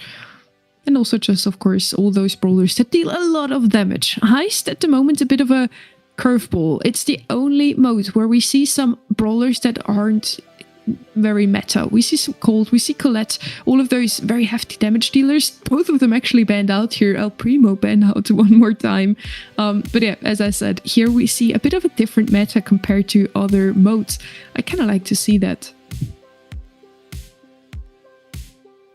Yeah, and we are going to have Melody, Angela, Colette, Primo, B, and Colt being banned out. Chuck's going to be the first pick. We saw Popper Supermassive taking Chuck against their oppositions in the earlier stages of this knockouts phase. So I think that the Chuck can win, but really Reply Totem have to be very careful about this Chuck. They need something which can get onto the opposing safe as easily as Chuck can, because right now it doesn't look like they have a comp which does that. With the Eve and the Crow, I don't have as much confidence against this Chuck. We do need something like Cordelia, something to get this Chuck out of the way whenever he decides to dash onto safe. I do like the Eve, as mentioned. She's pretty good on that map because of the water, has a lot more dodge options here. The Crow we did not see in such a long time. It just takes him a bit too long at the moment to get his ult ready, his hypercharge charged. So yeah, a bit of a niche pick here. He does do a lot of damage. If he has hypercharge, jumping onto safe will probably win them the game, but it's just going to take him a while to get there. Lily's going to be the last pick here for Papar Supermassive. Has a pretty good matchup into Crow especially. Can just jump on him and he's dead immediately. Draco, now the last pick from Reply Totem. Not what I was hoping for. They don't really have the damage onto save from afar. They need to send that Draco down the lane, and Chuck just does that way more efficiently on the side of Papar Supermassive. The other two won't really reach safe. I kinda prefer Papar Supermassive's comp here. Yeah, I think overwhelmingly I like the Popper Supermassive comp. They have Sustain, they have the Chuck, they have the Lily for assassination attempts to take down some of the squishier options that are there from the side of Reply Totem. I really much prefer the Popper Supermassive comp. Reply Totem definitely have their work cut out for them in this set. Heading into set number 2 now. The comps a bit uneven here with the Chuck. I do favor the red comp, but let's see if it actually going to plays out that way. Tomsy already set up with this Chuck, can dash onto safe for the first time. Did have a slight lead, but immediately taken back here by Totem. They do manage to get some save damage off here with Angel Boy, with Mari, doing a great job here. And Totem takes over a comfortable 20% lead. Yeah, but with Tomsy just repeatedly coming back and going back, he's just going to keep getting his super. So right now that lead has been shut down to 4%. I mean, cut down to 4%. Felipe's going to go directly on the save, a little bit more damage. And just like that, Popper Supermassive already had that lead. So it's not looking that great for them. Maru using the super to get out of that situation with Tomsy. And now we see a counteroffensive being mounted by the side of Reply Totem. They're trying to get a little bit more safe damage, but not really able to get on the point. They're unaddressing. They're making sure that they're the Chuck remains unaddressed, and Chuck is just going to get even more damage in, and he's going to get his super once more, a hypercharge being popped by Mori. We're going to have a lot more hashlings coming in because of that hypercharge, but it's not looking that good for Reply Totem because 2 cycles of the Chuck super is going to be more or less enough for Popper Supermassive to get the dub here. Totem at the lead for the longest time. Now they can take it back here with a hypercharge from Maru and immediately win the game. As I said, if you have a Crow ult, if you have a Crow hypercharge, it is going to win you the game. It's just going to take you a very long time. So they basically need to survive until Crow is ready for his shining moment. They did in that one. Even though they're facing off against the Chuck, they held up for the longest time, even had the lead. Beautifully played by Totem in this one. I did not think to ever see a base race with a Crow and with an Eve on the side of Totem, but it somehow worked out. Angel Boy doing a phenomenal job pushing up the map and just getting everything he has off to that save. Filippo moving up here. He did that quite often already, and Totem is so ready to just wait for the Eve whenever she gets out of Shadow Realm. Tomzy manages to put down his post, so he's already set up here. There is a nice big splash being used on Maru. He gets taken out by Salty as well. All these hashings barreling down, but not really gonna be a problem for Filippo to contest against Mori. Filippo actually goes in. He gets to kill into Mori, despite the fact that Mori used the jump, and Filippo is getting even more safe damage. On the other side, Angel Boy doing his job and getting that save down to 40%, 39%. Jump coming in from Mori. He's gonna get a little bit of value. Surely takes down Salty as well. And on the other side, Totem are taking a little bit of a hammering with their safe here because of Tomzy, but it's looking much better for Totem. For now, they're basically ignoring the Chuck, still managed to get more damage in than the Chuck. Tomzy can't really do too much here. Angel Boy once again popping a gadget, survives it barely, and can get some more damage onto save. Totem still in a comfortable lead here, 30%. It's slowly shrinking. Filippo now pushing up the map, can deal some save damage once he's getting out of Shadow Realm, but Mari is so ready for that once again. Almost gets him out with a nice hypercharge from Maru, used to defend. I don't know if that was a little bit of a misplay here. They do manage to get some more save damage in. It's only 3% left on that red save. Can they win this one? Totem, they don't have a lot of time, but they do manage. Very well played. Totem takes it 2-0 overall. So it was the right call to jump, use that Crow hypercharge to defend and win with a couple of normal attack shots. Why not? Honestly, I'm looking forward to see how Totem play the next few sets too, because they won 2-0 already. We're gonna go to set number 3, but it's looking great. Like, I honestly felt like Safe Zone was going to go the way of Popper Supermassive, but they played this one really well. I was a bit concerned when Maru used the Hypercharge Crow ult just to defend, but it ended up working out perfectly for them. I thought that the first game was completely gone for them, but again, Maru with the Hypercharge ult was able to ensure that the safe was taken down completely. So well played by Reply Totem. I feel like Popper Supermassive could have easily won that too, because it was going down the wire either way. But I have to say, Totem really having the nerves of steel to be in that situation and still come out on top. I didn't think I would ever say that about Reply Totem, but they are the underestimated team in this race. They were the dark horses coming into this. Most people even voted in your chat for Power Supermassive to take that with ease. And now they're 2-0 up. Today is the day of the underestimated team. When SK was supposed to win, they lost 3-1. And now the same fate is about to happen to Power Supermassive. Totem could already close it out here with a nice and clean 3-0 in the end. Let's see if they can. They did themselves reverse sweep another team yesterday. Let's see if they're gonna get reverse swept now. Then this is the only chance for Power Supermassive to still move on if they pull off a reverse sweep against Totem. Yeah, and this is sudden death. This is the lower bracket. So if you lose this set, if you're Popper Supermassive, you're out. You're out of the tournament. We're not going to be seeing you for the rest of the day. So this is very, very important. And a lot of money is on the line because the prize pool is $5,000. It's not something to really sneeze at. So, yeah. Heading into the draft now for our set number 3, potentially already the last one if Totem manages to win that one as well. As Janet and Nita ban out from the side of the green team, the pink team decides to ban Lou, Chester, and the Janet as well. She really is just that brawler you want to have on your team in Gem Grab right now. Yeah. And Buster coming out for Reply Totem. I like this Buster pick a lot.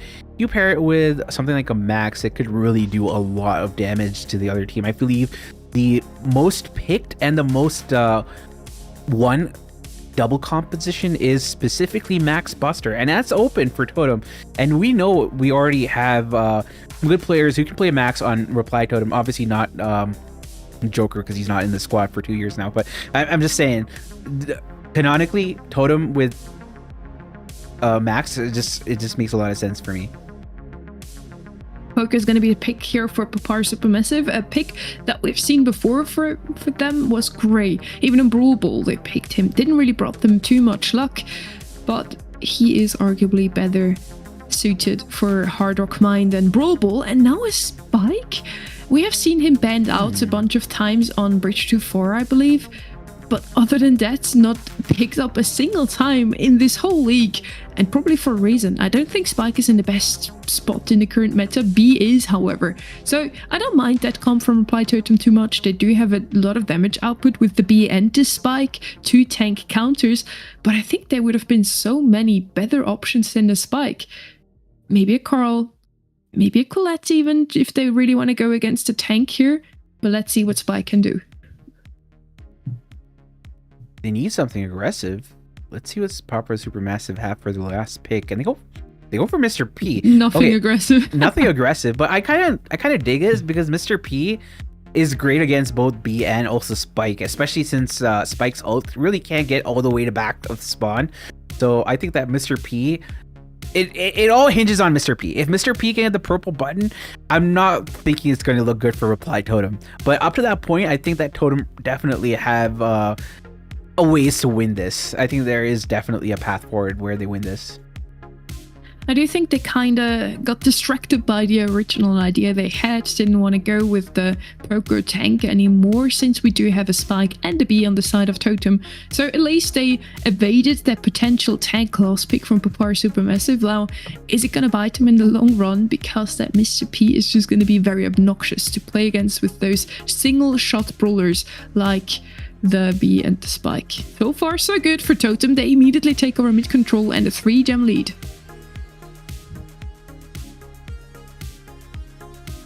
Omzi in a awkward position there, not even able to come out here off the spawn, but they finally do get that Mr. P turret up, and that's going to be huge. But Maru gets a nice super, and he has his hypercharge as well. Nice pull, actually. And Tomzy, because Maury's going to get Filippo on this bottom right-hand side. They're a little bit contested here. Huge kill by Salty onto Angel Boy. That's going to be huge for the side of Popper Supermassive. They aren't going to be able to capitalize, though, on this kill, as Tomzy is in an awkward position, but he gets pulled right into the teleport, which gets him out of that situation. So great for Tomzy. Tom's on the left-hand side, moving up very aggressively, even though he has 4 gems. He just wants to really get this super started as a hypercharge. But does he really need it? Philip on the right-hand side gets away with 6 gems. Salty sitting on 1. All 3 of them need to survive here. Angel Boy has to really go in aggressively now. Maru does on the right-hand side. They need a single kill. Anyone would do, and they do get the takedown onto Filippo. Restart the countdown for now. Maru finds another kill as well.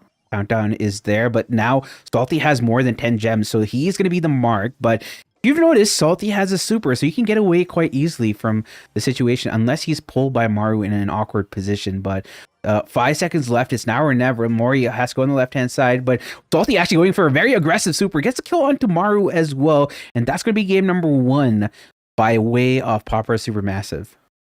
They didn't even need that Mr. P hypercharge ult. Papar Supermassive take that one pretty dominantly after what we've seen in set number 1 and 2. I really thought Totem could bag that one with a sweep 3-0. Now Papar Supermassive seems to be awake again. They slowly came down from the adrenaline they still had after the match against SK Gaming and are now fully focused again. Nice pull coming from Maru. Gets a kill on Tomzy. There's a nice snipe from Angel Boy. That's going to clear out 2 people of Popper Supermassive for the mid. It's going to allow Angel Boy license to move into this mid once more. And it seems like they are squatting here. Nice pull from Salty to remove that wall there and take out Maru from camping there. Angel Boy seems to be lagging. And it seemed like he just didn't move at all. Gets taken out. And all the gems now with Popper Supermassive. Angel Boy back here, thankfully, but I think that one misplay there, rather, whatever happened, is going to be something that's going to be costly for them for the entirety of the match. He must be really mad right now. Couldn't move for a second there. Immediately got sniped down. 6 gems carried away off Papar Supermassive after a phenomenal start from Apply Totem. Hypercharge ready on Filippo. He can go in aggressively, knowing that. Even gets a takedown on tomorrow. Poco against Buster. Of course the Poco wins that 1v1. Why not? On the right hand side, Mori gets sniped out. Angelboy, the last man standing from the side of Totem, doesn't manage to find a takedown with a gadget. Beautiful play here. Gem carry is down from the side of Papar Supermassive. Mr. P has to take over. Doesn't have a super ready yet. And Totem can still come back from this one, but they're down 4 gems. Ooh, nice snipe by Salty on the Angel Boy. Angel Boy also gets taken out by Mori. Now Maru is going in.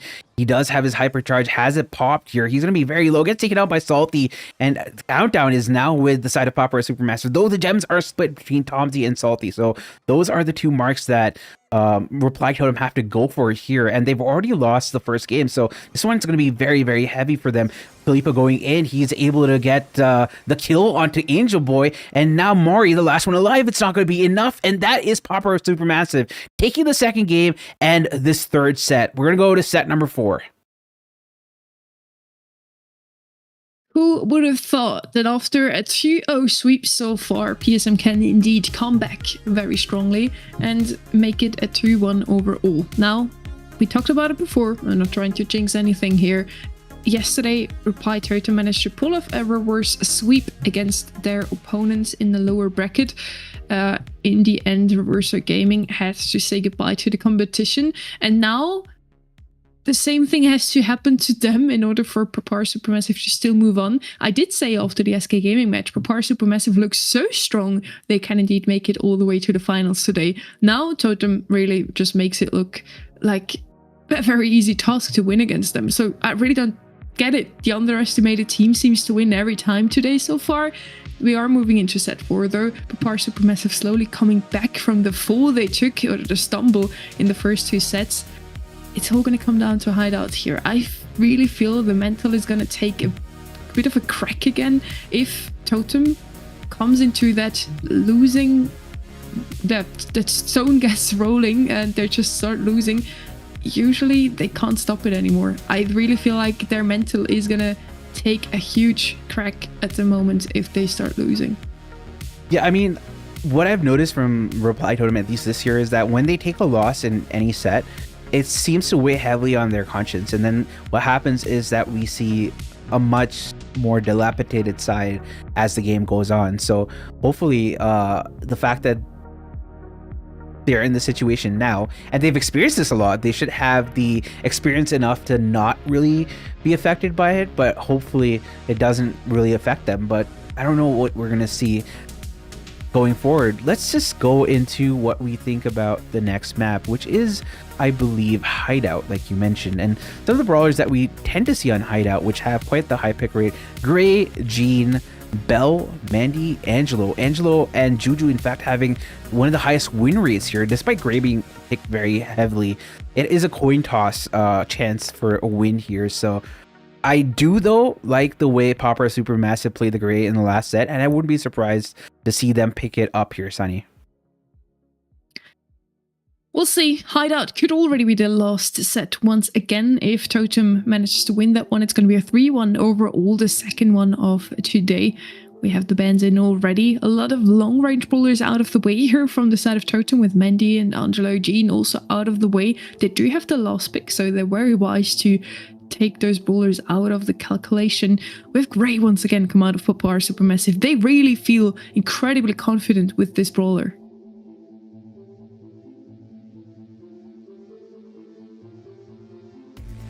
Melody gonna be picked up here by Reply Totem on the left hand side. Very aggressive pick here. They don't really want to go for long range for control, no throwers. They want to be the ones in the driver's seat right from the start. Melody could technically just try and pick up that blue star, get her notes in, shield herself off, and get out of harm's way. Carl could do the same though. Carl is still open and would be quite a good pick on this map, I believe. Yeah, I like the Carl pick a lot, especially with the heat ejector. It's going to be great to really put a dent into brawlers, especially the ones like Byron, which are quite squishy and tend to not really do well if they take a walloping, because you are forced to go all the way back to spawn just to regen a little bit here. Next pick is with Popper Supermassive. We still have a bunch of brawlers that are open here, so they could go for maybe a max to synergize well with the Gray as well, and they go for Juju. I like this Juju pick. I told you it has a very high win rate. I believe 100% win rate for whenever it has been picked out on this map. So I like this. I like the odds of Popper Supermassive so far. Don't mind this thrower as well. So far, no chance for Reply Totem to open up the map either, so that Juju is going to have a lot of walls to play around. It's going to help her to really shine for her team. Last pick now for Popar Supermassive. Could still go with the Max here, I agree with you. Would have great synergy with Gray, and also it's just so strong against the Byron. RT would be an option here for me as well. If the Melody decides to go in aggressively, they could get rid of her pretty easily with that Brawler, and... ah, she did it again, Panda. You didn't even notice, did you? I did. They picked the RT as you. Wow. Okay. I was just I was muted anyway. They picked the RT as you as you predicted it. And Piper is coming out for Reply Totem. I like this Piper pick, but the RT makes so much of sense here, because once you do mark down the opponent, along with the fact that there is a Juju on the map, and you also have the walking cane, it just makes so much of sense, because you can just amplify that damage repeatedly. So I like this pick a lot from Popper Supermassive, though they have to contend with the Piper, and Angel Boy and that Piper is quite a scary pop position to go up against. Heading into set number 4, now we have pretty good drafts on both sides. I think a very well-rounded comp on the side of Totem, a lot of aggression with the Melody, the heals from the back from Maru on that Byron, and then Mari on Piper, just a brawler you can never go wrong with on this map. Walking Cane coming in from Salty. Mari manages to spot that one and dodge out of the way. Tomsy now though with that wall on the right hand side. The Piper last pick was also very important, because eventually they can break down the map. Ooh, nice Chug Jug coming in from Maru on the right-hand side to get Tomsy low. Ooh, double snipes coming in from Mori. He's actually the one piloting the Piper. It's been working out well for them. Now he can go for the wall break as well. Gree is available for Tomsy to use, but he doesn't have the grass that he had before to really contend triple tap onto Gree. But Mori caught out in an awkward position by Salty, and that is going to equalize the star count. But the blue star on the side of Reply Totem, so they're going to be happy about how it's turning out for them right now. But with a minute left, it's still possible for Popper Supermassive to come out on top here, Sunny. It's only a blue star lead here for the side of Totem. Angel Boy decides to go in aggressively, even though he is the one sitting on that blue star. RT needs to be ready now to snipe him out. Salty gets a kill. Maru falls. One of his teammates is down though as well, so Totem still up top. Filippo falls as last man standing from the side of Popar Supermassive. Totem is looking so strong in this one. That was fire. That was janitorial duty. We saw a complete cleanup from the side of the Reply Totem as they took out Popper Supermassive. Ooh, double kill coming in once more. Angel Boy on a tear. He is on a mission with that hypercharge as well. Big Chug Jug going down, and now Tomsy using the teleporter to get Maru, but Maru finds him nonetheless. It is 17-5 and looking even better, as there is now a 19-5 scoreline. Is this over? It is a master class from the side of Reply Totem, as they are now on match point against Popper Supermassive. They can close it all out after Hideout. They just have to draft to win this one, and they are turning their fate around. We were talking a lot about how Totem didn't really look as strong as we might have expected to come into this season, and now they are indeed looking a lot stronger than we even expected from them today. Even chat said mostly Popar Supermassive should win that one, and Totem is proving us all wrong today. They are back in the driver's seat. Angel Boy going in aggressively, just trying to get his super. So far, Popar Supermassive in the lead here. Only the blue star though. Filippo falls very low. Should survive that one, barely. They're pushed back into spawn now. Good start coming in from Popper Supermassive, but they have been pushed back all the way spawn. Mori has to jump out of that way there. He is very close to being taken out, almost just a sliver of health is name in that situation. So good job for him just keeping alive here. Now you see Reply Totem really trying to make some kind of effort to get into the point, but it's not really possible. Angel Boy trying to aggress to make something happen. Ooh, nice pull coming in, but Filippo gets the kill, and so does Tomsy, and now Angel Boy and Maru gets taken out. So now it's only Mori holding the line here, but they are down by 5 stars. Maru on the left-hand side getting hit up by the Juju. Tomsy almost out of walls now. Mari is doing a pretty good job at just breaking down those walls. The Juju is not working out as expected. Filippo and Tomsy both low. They still managed to find the takedown onto Maru. Still in the lead here now. Papar Supermassive looking a lot stronger than in round number 1. TP through. Tomsy using the last couple of walls that are left for him to play from behind. Ooh, it seems like Filippo might be taken down. Hypercharge was used by Angel Boy. He's still low, but he manages to get out of that situation. There is a kill secured by Mori on Filippo. It's going to give a little bit of breathing room for Reply Totem in terms of coming back in this one, but they still have only 16 seconds left. Walls are going to be broken repeatedly. Angel Boy just trying to connect a lot of these shots onto Salty. Ooh, big kill onto Moru. That's going to be huge. Angel Boy tries to go in, but he is going to be taken out as the lone attacker for Reply Totem. And just like that, we have an equalizer in the set here, 1 apiece. I don't know what to expect today anymore. Every single time it looks like, oh, Totem has that one in the bag now, looking very dominant in this one. Papar Supermassive kinda finds a way to still play up against them strongly and win in the end. It might just be that they're playing in complete darkness now. That might just be their secret technique that really motivates them. Indeed. And we're gonna go into this last game here. I honestly don't know which way it's gonna fall. I feel like we had such a dominant game from Reply Totem in the first one. Popper Supermassive had a dominant game in the second one. I feel like this one's gonna be hotly contested. Playing in the dark, we're heading into the last round of Hideout, but potentially not the last round of this match yet. If Papar Supermassive manages to win this one, they can equalize the score and we're still gonna see a set 5.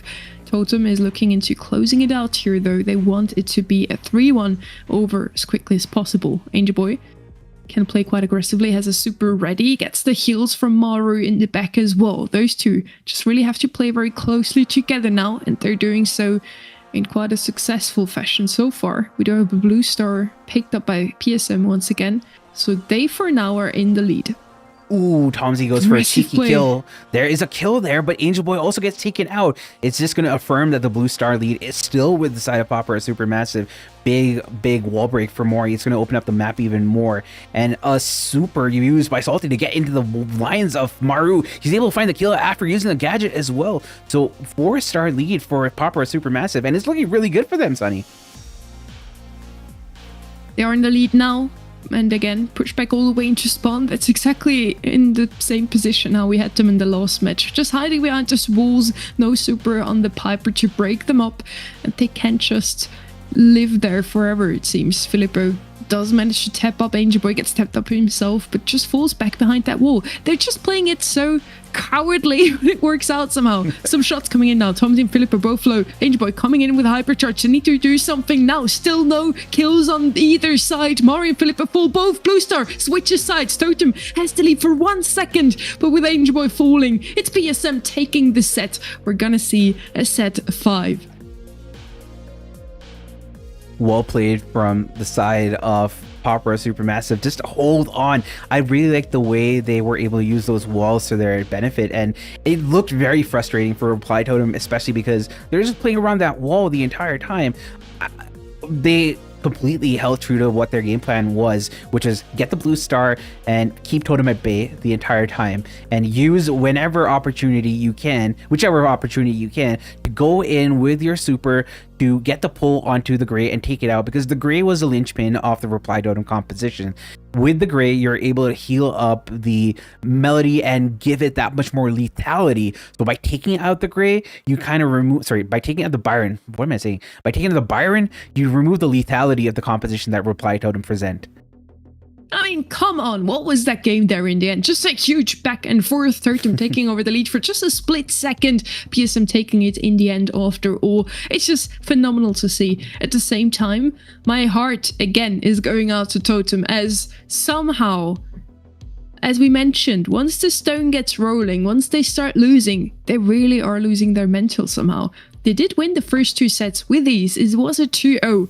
PSM started winning, and now they continue winning, even when Totem picks up round number 1 in Hideout in that bounty set we just watched. PSM somehow manages to turn things around and just continue winning. It's just so sad to see for Totem, honestly. If they lose this one, they did get reverse swept. They did the same to Russo yesterday. They did manage to reverse sweep them. Now they're getting revenge. Yeah, let's see if that's going to come to fruition here on an open zone, which is going to be the next map. It's quite the open map, as the name suggests, and we're going to see, as a result, a lot of brawlers that can be great on open maps like Bell, maybe Byron, maybe even the B, along with sometimes we have the Poco coming in along with something like an Ollie or maybe even a Buster as well. So a lot of different ideas that can be brought to the table, and I think that's one of the reasons why I like this map, because we're not limited to those 10 brawlers that are centralizing in the meta all the time. A very open map once again. Open zone. It's already in the name here. We see a lot of loot here, a lot of long range options, a lot of tank counters as well. What we didn't see here in a while, and I honestly still think would be a very viable option, is Penny. But let's see. Mr. P banned out. I already love to see that. He's super annoying to play against in this hot zone map. Stu, B, Poco all banned out by Papar Supermassive. Reply Totem still has the loot technically. They're going to go with the Byron again. Don't know if I love that one. Yeah, I mean, I see why they would go for Byron, because in terms of the range, it's the brawler with the biggest range. You have capabilities for healing, you have capabilities for anti-heal, but it does get rolled by very aggressive brawlers. But with the Stu being banned out, maybe you don't have as many aggressive options that can take out Byron as easily. Janet's going to be coming out with Mr. P being banned as well. I think that you don't have as many shenanigans to really deal with. Janet's always a good option, especially when picked up by SK Gaming. Now Supermassive does the same. Bell, I do like her in this map with the nest eggs now, that you can just put an infinite amount down, since you don't only have 3 gadgets anymore, you have a timer on them. She's just super strong in the hot zone currently. I already like both of those brawlers better than the Byron. Reply Totem really has to get this draft going now and convince us with something else. Technically, Lou's still open here, still would be an option, but no tanks on the side of Power Supermassive, so I don't actually know if it would be the play here. Bowie's gonna come out. Another brawler that is decent, but just not the best ever. He has the bow mines that will help him to keep those pesky opponents out of the hot zone, but in the pro scene, those bow mines are usually just easily dodged. That's true, especially with something like a Janet. We can just jump away if they overstay their welcome on the on a mine. But honestly, I don't really like this composition of Reply Totem. I say that, but the Draco comes out, and I think the Draco really synergizes well with the Byron. It packs a wallop as well, and with the amount of damage that Bo can also output, I don't mind this composition so far. But let's see what Popper or Supermassive have to say. I do mind it. I'm not a fan, but Totem, you can convince me else. You can convince me that it does work out. I don't know. They have the bell mark for the Draco. True. They have a lot of damage already, and they still have a last pick, so I don't know if that tank pick was really the way to go here as their last option. Melody. I did think about Melody as well. On the side of Reply Totem, I would have liked to see her, honestly.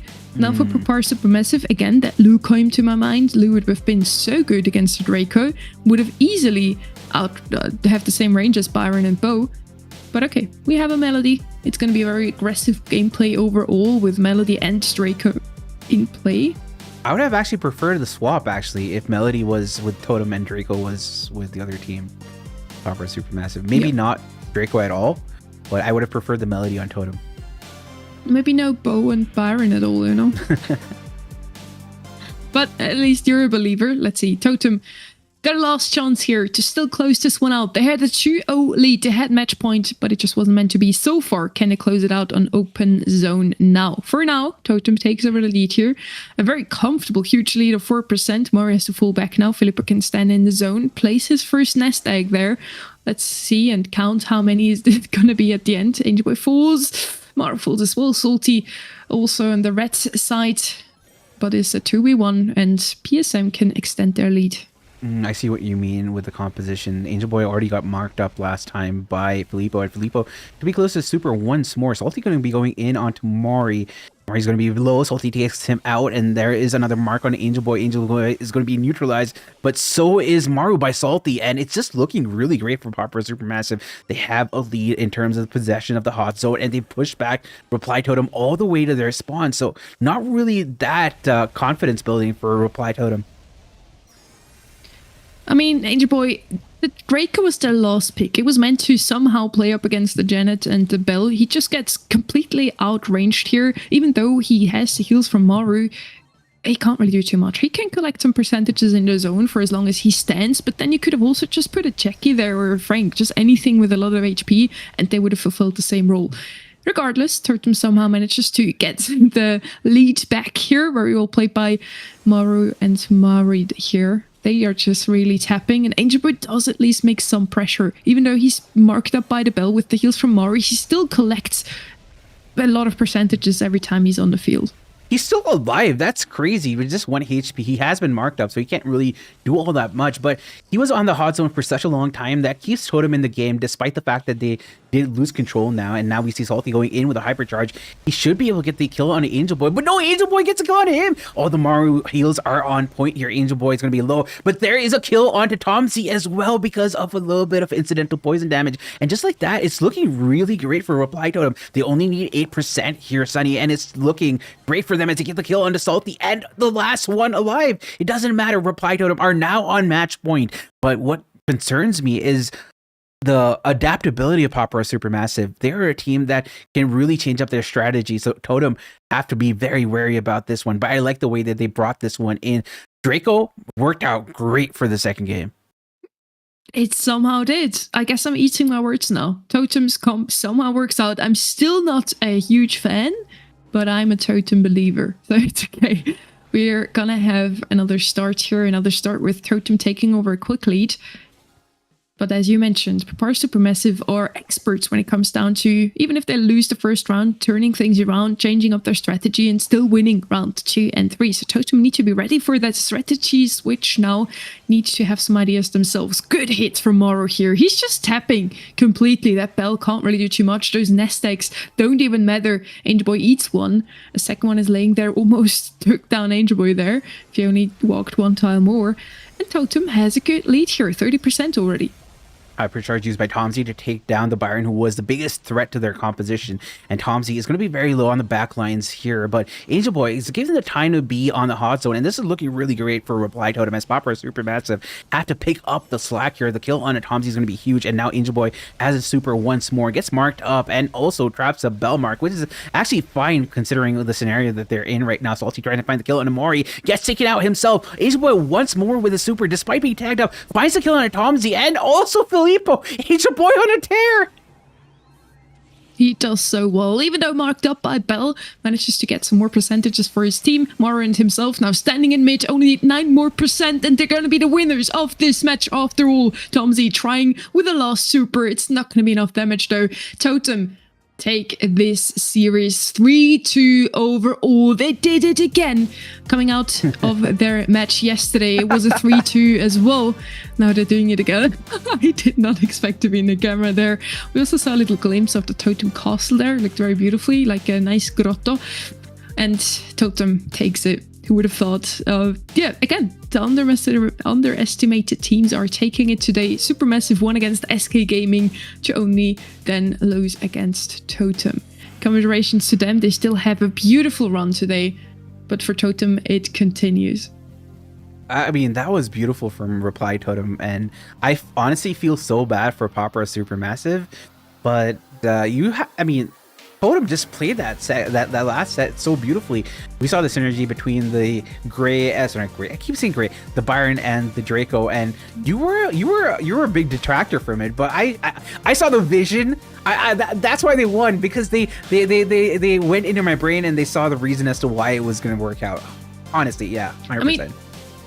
maybe I was just also biased because we had the Byron also on Hideout and it did not work out quite as planned for them. Now it definitely worked better with the Draco. They're the only team that brought in the Draco twice in one run, and they somehow made him work. So sometimes those surprising picks really pay off. I usually talk about those surprising picks when it's the underdog. I guess in this one you almost could have called Totems the underdogs, even though if you would have told me a couple of weeks ago or a year ago that I would ever call Totem that, I would have told you that you need to go back to bed. I would have told you that you need to go to an asylum because that would be just crazy stuff, but you know. Hey, we finally do have one of the teams which are going to be participating in the lower bracket finals. Now we have to figure out which is the team that's going to be facing off against Reply Totem for that match. And it's going to be up against EMEA Esport and Humble. Going to be our next match, the upper bracket final already. Both of those teams so far unbeaten. They have just rushed through the competition to now land in these finals. Eclipsar had a very tough run yesterday against SK Gaming. It was a 3-2 overall, so they did take them all the way to the very last set. But they did make it against SK and against Totem in their first 2 rounds. So the teams that are playing now only had 2 games so far. Also, just let's sit on that for a bit. Humble also only had 2 games so far. Once against Dark Eagles, once against LLC. Both took them pretty comfortably. LLC at least. For Dark Eagles, it also was a match that went all the way, and Dark Eagles was definitely one of the underdogs.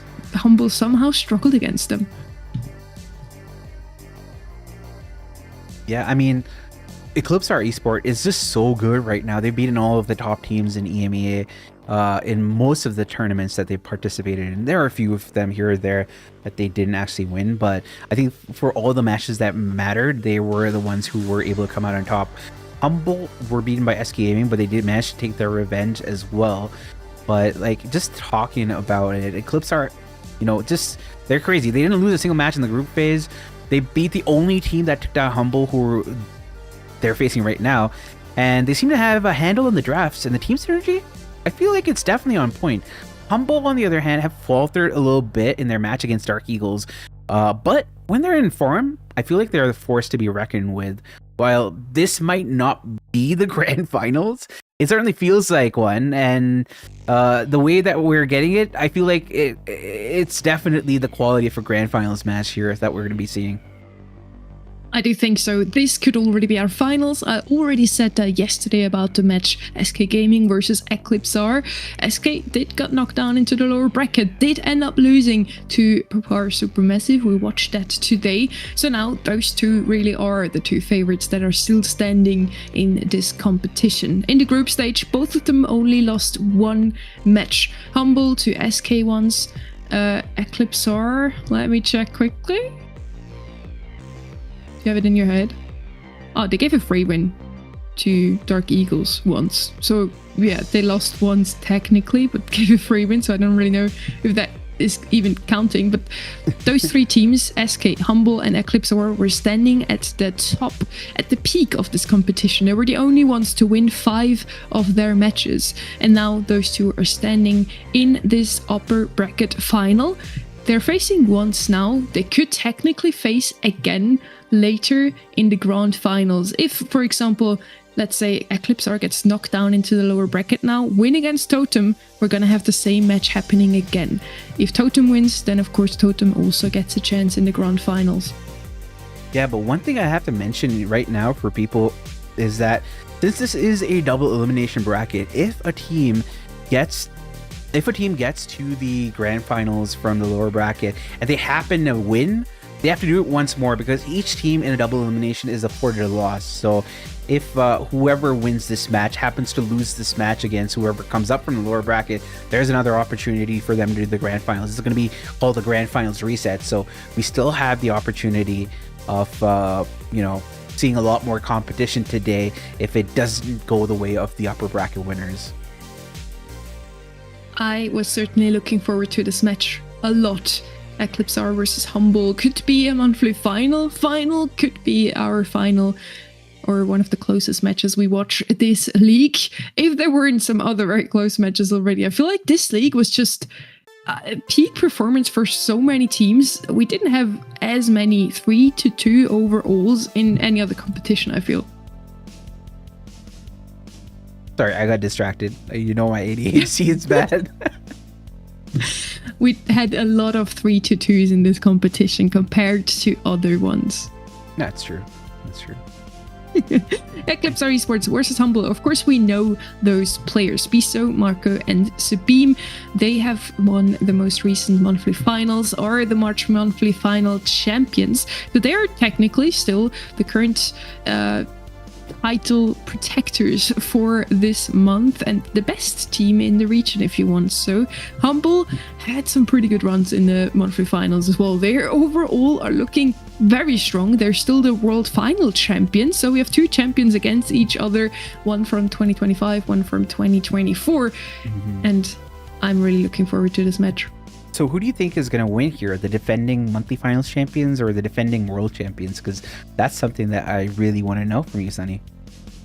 Just looking at the previous results, I do feel like Eclipse Star should take this one. They're just in the form of their lives. I feel like they're in the best possible Brawl Stars form. We have seen the best the skill set, the draft skill set as well from them this season so far. So I think they should take it also against Humble today.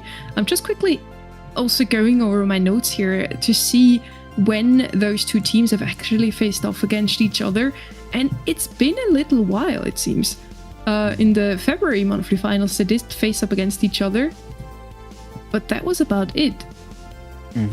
Yeah, I remember that actually. Specifically, I remember that for one reason, where there was a little bit of a controversy on Twitter. I'm not going to go into it a bit more, but I think that also plays into why this match might be slightly more exciting, especially between Marco and Semantic. So looking forward to that one playing out here. But the maps are going to be different here. It's going to be Pinhole Punt, Bridge Too Far, Hard Rock Mine, Shooting Star, and Ring of Fire. First on the docket is going to be Pinhole Punt. And just going off of what we see with the brawlers here, like we mentioned, the tank heavy meta and an anti-tank meta as well. So, I mean, you have to play anti-tank if you want to play in this meta. So, expect Buster, expect healers, expect bans of Buster and healers. We have our bans. They're going to be Janet, Lou, Meeple, Chester, and Buster. You said Meeple twice there, probably the best brawler to have on this map. Makes a lot of sense that he's double banned out here. Also, just very annoying to play against. B is going to be left open, and B is one of the best brawlers right now. Definitely good first pick here for the side of Humble. As we just talked about, the last time those two teams have faced up against each other in a big tournament, it was in the February monthly final, so almost 2 months ago, and Humble took that one 3-0. So that's the current record. Technically, Humble should take it, therefore. I do just feel like Eclipse is in a really good shape right now, and they also are just very good in the current meta. Carl Poco B, I do like that comp from Humble. The perfect comp, it seems. It's perfect. It does hit all the boxes. They have sustain, they have range, they have a little bit of aggression coming in from the Carl as well. Melody also is so good on the side of Eclipse Esports, but I'm a little scared that with the heals that Proco brings to the table and the slow and the fire, I don't really think there is enough sustain for Eclipse. They have to capitalize on those moments where they have all the utilities available under their arsenal to completely take out the Humble side. But I would expect a lot of explosiveness from Eclipse given the composition that they bring. Heading into set number 1 now, we're getting thrown right into the action. 10 seconds have passed already, and Humble has mid control already. One of those maps where mid control is everything. You basically already won the game if you have it. Marco is just hiding behind that wall, can't really do too much. Does have a turret at hands, can give himself into beam and a bit of speed. By the way, Don is B, so C7 is Sabim. Just to put that out there once.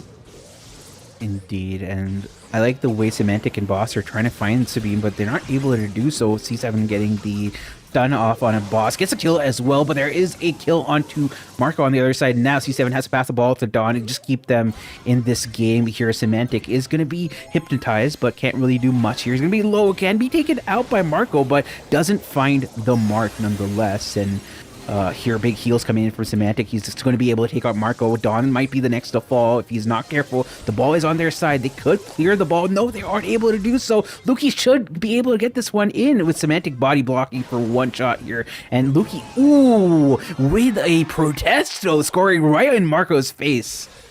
No way. The memes between those teams definitely are going as strong as the gameplay.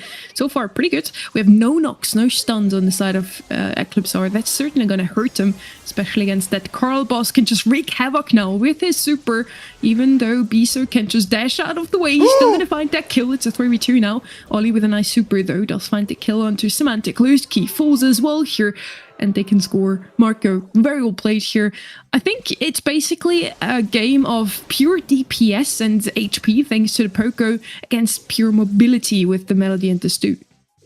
Indeed, and that was crazy. I love the super used by the Ollie there to completely shut down two people. Marco with the hypercharge gets the kill on a Semantic. That's going to be huge. And now the beam going in, he should be able to get Boss down. And now the lone man alive is going to be Luki, but he's going to be pinched in an awkward position, surely taking down all three members of Eclipsar Esport are still alive, taking down Humble, and now Semantic back into the midst of things, but with 10 seconds on the clock, we're going to go into overtime very soon. Hypercharge coming in, Semantic falls, but so does C7 on the other side, and Boss too, so it's now back to Luki as the only one on his team. Nice pass coming in onto Dawn, but Dawn is a little far away. Luki managed to hold the site and keep it alive for Humble. Luki just proves once again to be one of the best long-range snipers in this game, in EMEA at least. Very well played by him. Luki now with a nice ult, doesn't find a connection. Boss might be able to score here, has a hypercharge ready. Passing to the right-hand side. Marco does manage to clear the ball for now, but Boss clears him. That is going to be Humble, running away with that. Game number 1. A very interesting decision here, in my opinion, from Symantec to not play the anti-stun on Poco against the Hypnotize from Ollie. I think they felt like they probably needed the healing more considering the composition that they're going up against. Probably. We're going to go into game number 2 off this first set in this upper bracket finals between Eclipsar and Humble. Eclipsar claiming the first one. And Humble claiming the first. I'm so confused, chat. Mark on the left-hand side now against Symantec on that Poco. Sabine. We are this time around watching from the different angles, so That's we have Humble in red. I mean, this is also how it's supposed to be. Eclipsar is on the left-hand side, so they're supposed to be blue. We just fixed the little issue.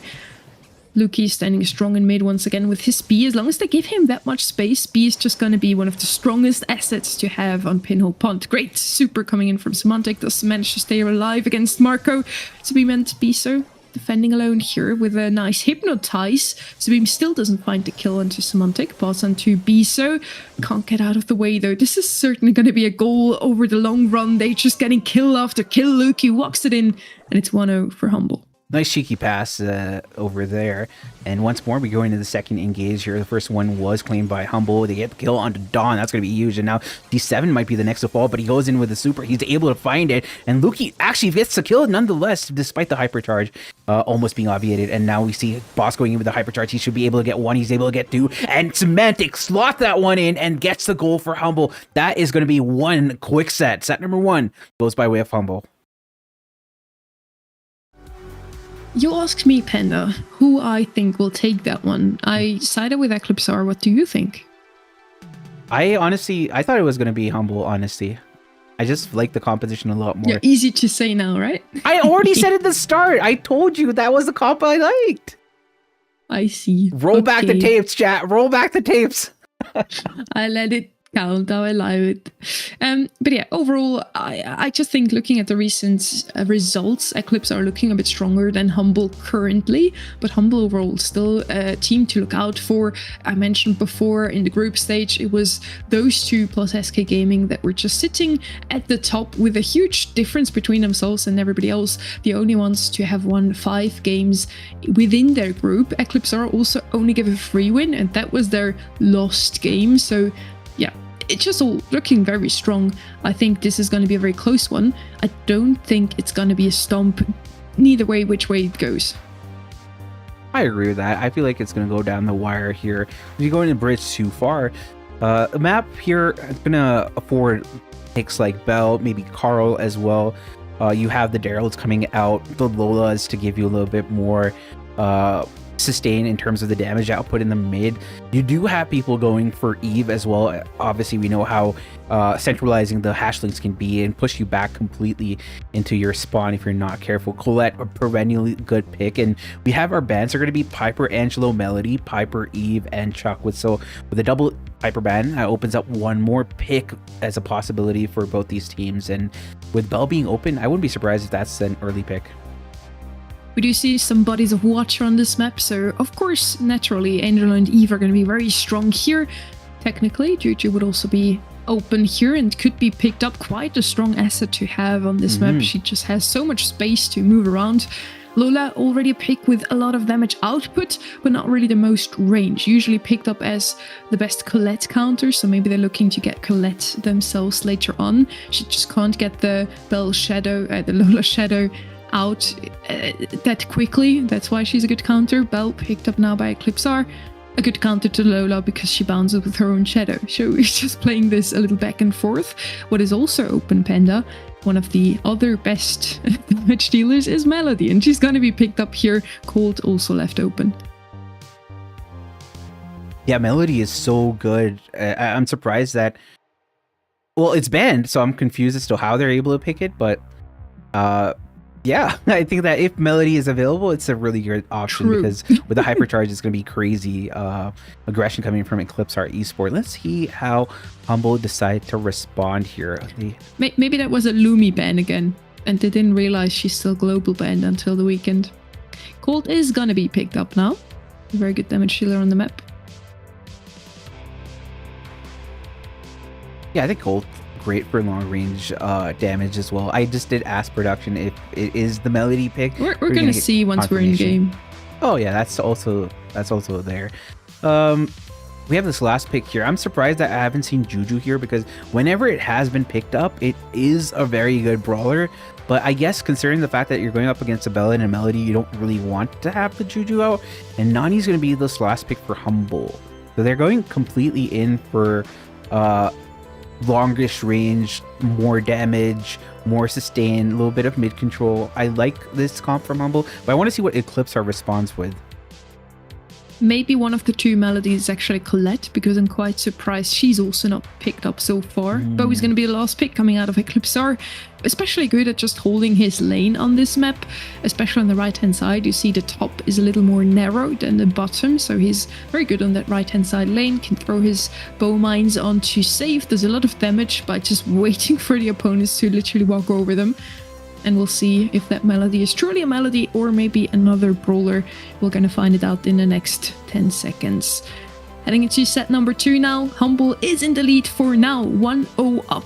But Eclipse are still motivated to turn things around here. We're going to go in a first game here off the second set between Eclipsar and Humble. And it is a Melody. It is a Melody, so it must have been a Colette being banned out. Good taps coming in from Dawn on the left-hand side against Boss. Marco in a very aggressive position. I'm surprised, frankly, that he's alive. And Luki's been missing a lot of these shots. They're going to kill on a Semantic as well, but Luki finally dispatching Marco, the offender here. C7 is still alive very much so, and finally getting taken out by Luki. This guy is crazy with his snipers, man. He just really is him when it comes down to sniping in EMEA. Marco in mid there against the Nani. Doesn't have the easiest of matchups. Does tank that Nani peep. And he really just can't get too close. One first note on that Melody so far, not really the best of showing of that Melody. Luki now immediately within a second peep coming in. This time he connects with the safe, and Humble in a good lead here. 10% is all they have, but they still have complete mid control. So over the long run, this should be Humble's game.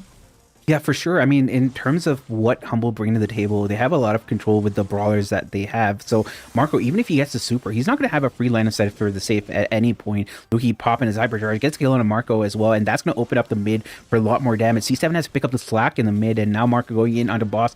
He should find the kill there, but he's going to be very low. Luki on the defensive business here on this right-hand corner in the middle, and he gets the kill on a Marco finally, very low, but Dawn getting some damage on the safe, but on the other side, Humble have been hammering it, have taken down the Eclipsar safe to 50%, Sonny. Marco getting tapped up again, this time taken out by Boss. Can't really move up the map. Eclipsar really struggles to find a connection with the dead save from Humble.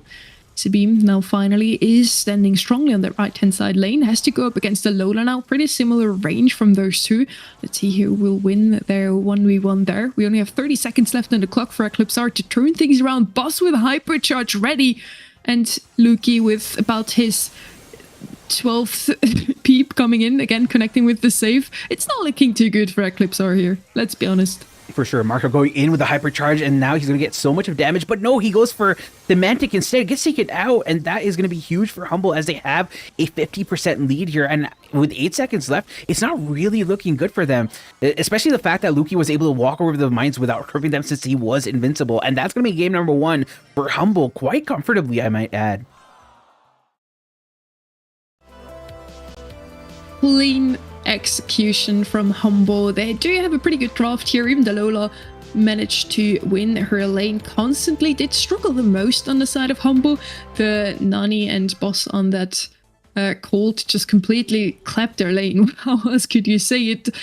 Biso and Marco definitely had a very hard time there to ever pass through. Again, Sabine on the right hand side can move up a little, but the other two are just getting pushed back. Nani's so good in that mid. Luki can do so much with her. Marco can't really feed off of her. Maybe they need to consider switching, actually. Maybe they need to put the Melody on the Lola just to not get outranged that heftily. Nani Peep connect with Biso. He's so low. Boss now managed to get the first salvo up onto the safe, and with that, Humble takes over the lead. Cross-lane support from Semantic with the Megalomaniac. It's going to be on the safe here, especially with a freeze frame. That's going to be even more damage. They take it down to 69%. Nice. And Marco going down against Semantic, that's going to be huge for the side of Humble. They're looking very strong here. And once again, Semantic can help out Luki with the Megalomaniac and the freeze frame. That gets even more damage. And I just love the way Semantic has been synergizing with Luki. And Luki's been helping out Boss with cross-lane support against Dawn. Very well played by this team. Marco goes down because of the hypercharge as well. And all cylinders firing for Humble in this scenario.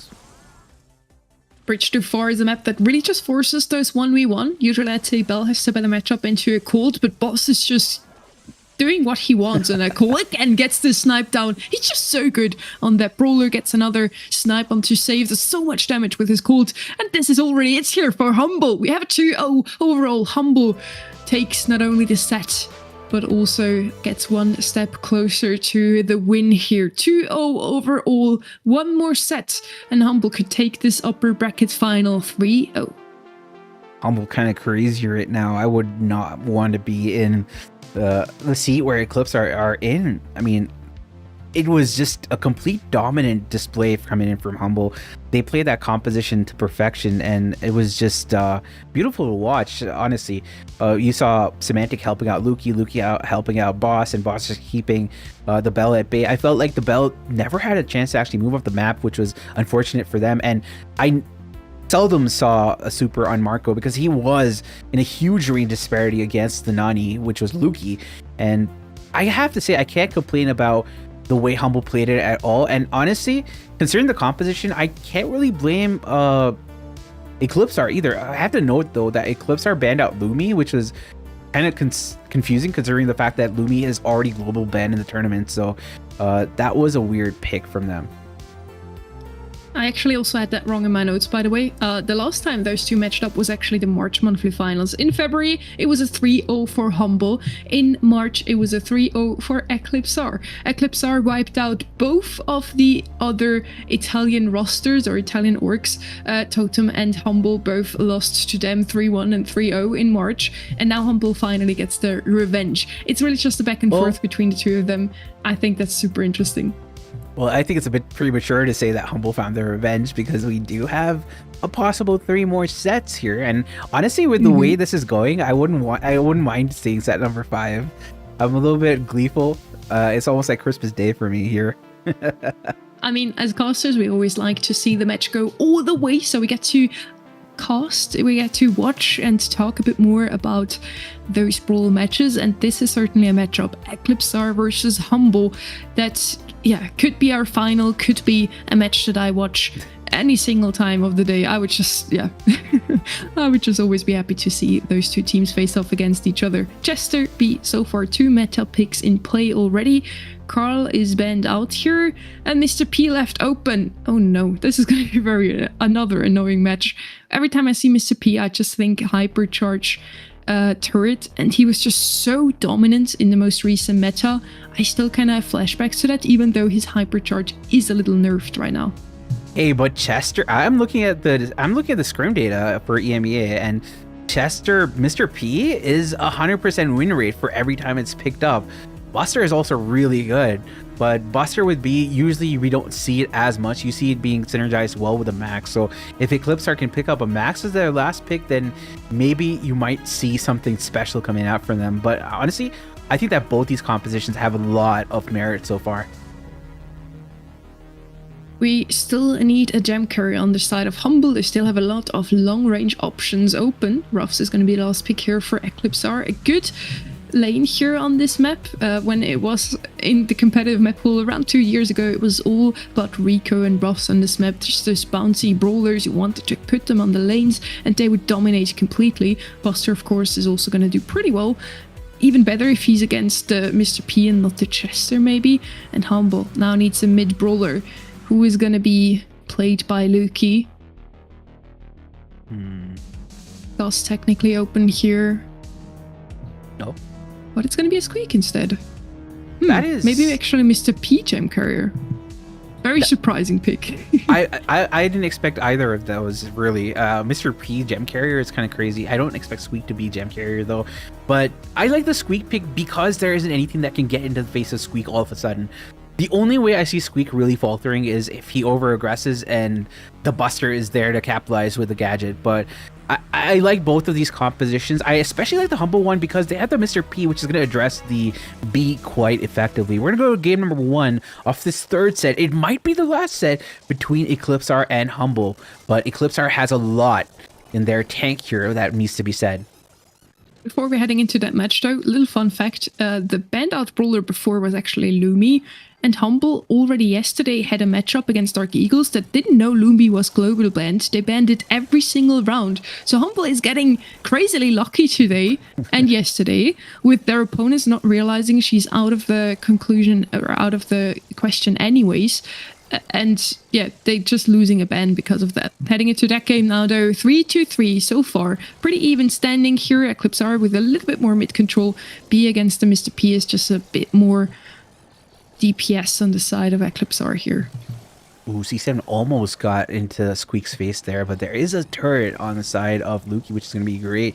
And a big super being popped. Ooh, huge, massive by Boss. Gets killed in C7. That's going to be great for ensuring that. Whoa! Wow, huge kill for Boss and Marco. He collects all the gems, and that is highway robbery from Humble Eclipsar Esport. Caught lacking.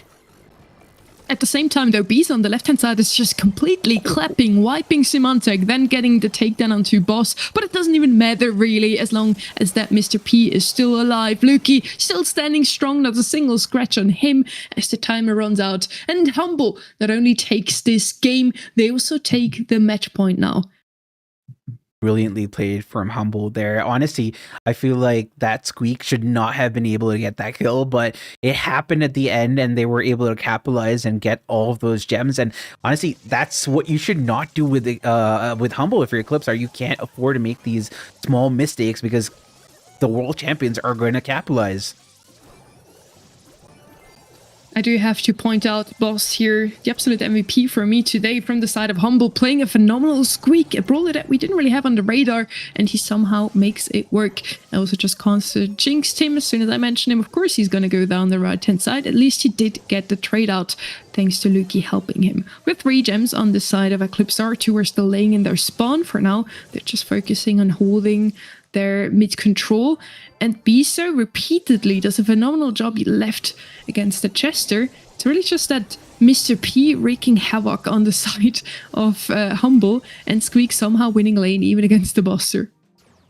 Yeah, and it has to be mentioned that Eclipsar have started this game really well. They get the kill on a boss here, and Marco has ensured that he doesn't feed Luki too much. But now, with going after C7, Luki gets a free turret up, which is going to be great for him. And now I feel like a lot of momentum is going to swing to the way of Humble here as this turret is up.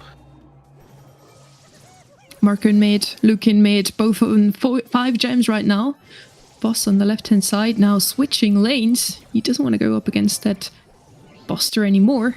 And Sabim with a hypercharge ready. Let's see if he can do something for his team here. Has a lot of pressure, but does fall in the end, and so does Marco, losing all of the gems. Once again, Boss with the important takedown. The countdown for Humble. They have the match point. They could close it all out here and be the winners of this upper bracket final with a clean 3-0. Luki or Boss have to fall, but nobody's still standing from the blue team.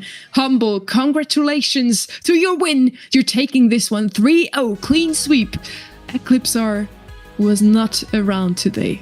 Ooh, they were out in shambles. That was unfortunate for Eclipsar Esports because honestly, I expected it to be much, much closer. I didn't expect a 3-0, but we still have Eclipsar. They're going to be facing off against Reply Totem, so it's not the end of the day for them. They could take revenge from the lower bracket against Humble, but I have to say that was such a dominating victory from Humble there. I think that they completely they picked apart the Eclipsar squad just like limb by limb, just completely removing them from the equation. It was a systematic deconstruction of Eclipsar Esports. Kudos to Humble for that though. Well played by them. All 3 sets. They had a pretty good draft and pretty skillful how they played that one. I did not expect the 3-0 from this at all, honestly. We had a 3-2 yesterday from SK versus Eclipsar, and I expected this one to be just as close between those two that are at the top of EMEA, definitely. As you just mentioned, we still have a lower bracket, so Eclipsar is not out of the equation yet. Both of those teams have not lost a single match before this match now, so Eclipsar has to face off against Reply Totem now in the lower bracket final. Yeah, and before that, we're going to take a short break of about 10 minutes, and we'll see you for the next match, which is Eclipsar versus Reply Totem. So we'll see you guys in 9 minutes, or sorry, 3 minutes. Sorry, I thought it was a 10-minute break. Stay tuned. It was 3 minutes? Oh, it's a 10-minute break. Yeah, so stay tuned, basically. I'll see you guys after the break.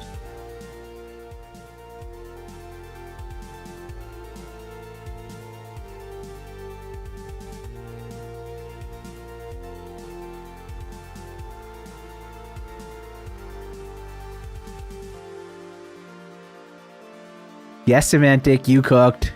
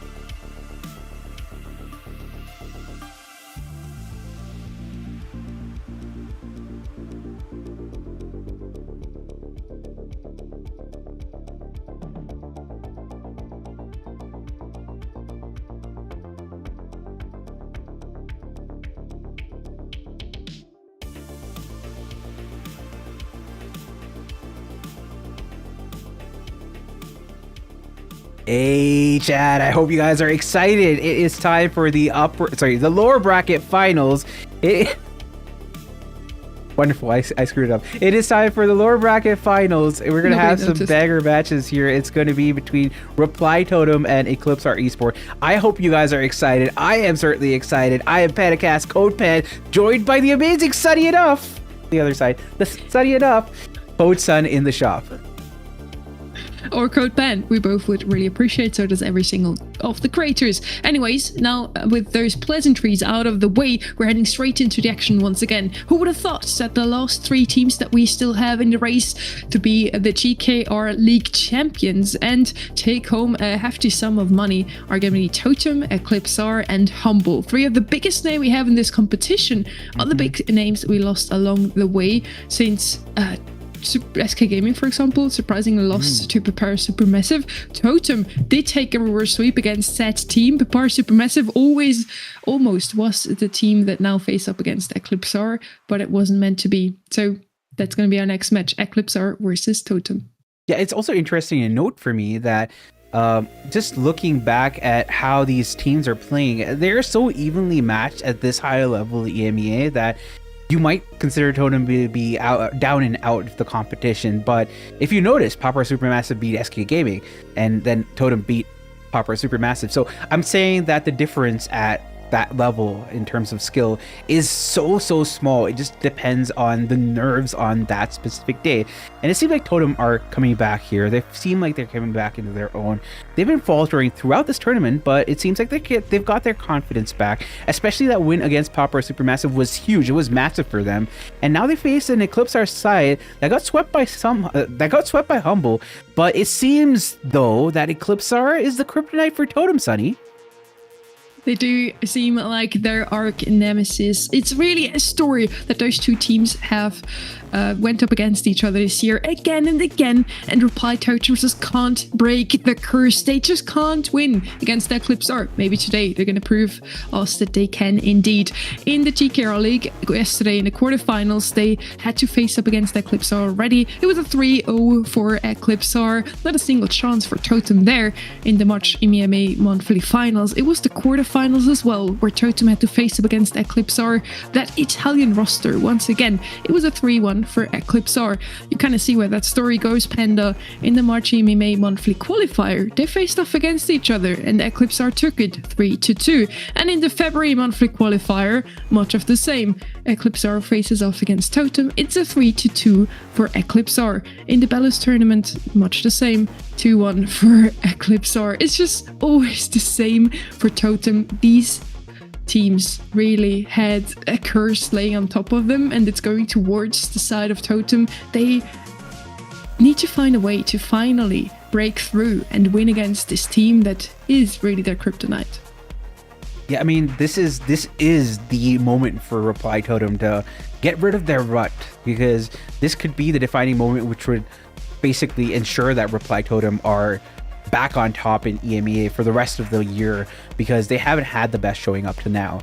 So it's now or never for Reply Totem. As we go into our matches here, we have our maps, and they're going to be Super Beach, Bridge Too Far, Last Stop, Shooting Star, and Dueling Beetles. The first one of which is going to be Super Beach, which is going to be fought out on a beautiful Brawl Ball map with some invincible walls, a lot of grass, and a lot of walls together.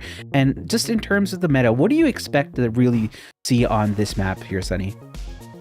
I mean, pretty much the same, honestly. Super Beach is for me the map for B, so I would expect her to be either banned out or picked up, but otherwise it's just the same brawlers, Panda. I think we talked about them enough. The people have already heard us talk about them yesterday. Chester, Carl, Buster, Max. It's just the same on every map. Juju, of course, as well. Dynamite, some throwers could come into the mix here as well. But we're heading into draft now. If Eclipse R wins this one, actually, it's gonna be the same exact order they played in the March monthly finals. They did end up winning those, but had to go up against Reply Totem in the first round, against Humble in the second round, to then be the winners overall. So yeah, if they manage to win that one now, they also get a revenge against Humble today. They just got swept 3-0. Totem comes out of a 3-2 against PSM And now we're heading into the lower bracket finals. Yep, and our picks are in. Poco is the first pick for Reply Totem. It is the most picked brawler as well on this map, so that's not surprising. We're gonna see Nita. I haven't seen Nita in such a long time in esports, and I feel like this map is great for Nita because of the wall peeking capabilities that she brings to the table. With synergizing with a Max, it's also really great to have a Max all around, but Jackie's on the other side with a Poco. I feel like Eclipsar needs something to address the Jackie here because the Poco Jackie is just so strong right now. I do like that even good against the Buster technically would have still been open here, but Jackie already a preemptive reply if Eclipsar wanted to pick up the Buster. Usually he's the tank that is coming into play now because of his hypercharge, that is making him one of the best brawlers in the game right now. And with Nita and Max, they would definitely do well with adding a tank to the mix here. Surge, they just want to counter out not only the Jackie with the DPS that Surge is bringing into it, but also the knockback against the Carl. They didn't have anything against it so far, and we saw before how good Carl is. I think Boss was it on that Carl against Eclipsar in the round before. They didn't have any knockback, and that Carl just wreaked havoc. We should be going into game right now. I like the Eclipsar comp, but I also like the Totem comp. At the end of the day, it comes down to the execution of what we're going to be seeing here. We go into game one between Eclipsar and Reply Totem, and it seems like Totem already have a very good handle of the game here. Mario going in, gets kill under Dawn as well. Marco going to be tagged a little bit. Nice ball pass to Angel Boy. He's able to stop this one in, and that's going to be Reply Totem getting a very first goal within 20 seconds. Quick goal from Reply Totem. They're continuing where they left off against PSM. They had a 10-minute break now, so that definitely helped them to get ready for this next matchup now.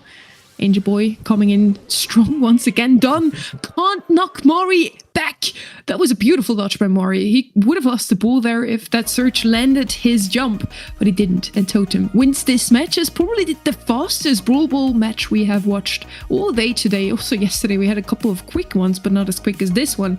Eclipsar, the team that I put at the top, honestly, I thought they would win the whole tournament, are now struggling against not only Humble, but also Totem. Seems to have the upper hand, at least in round one. Let's not jump the gun here.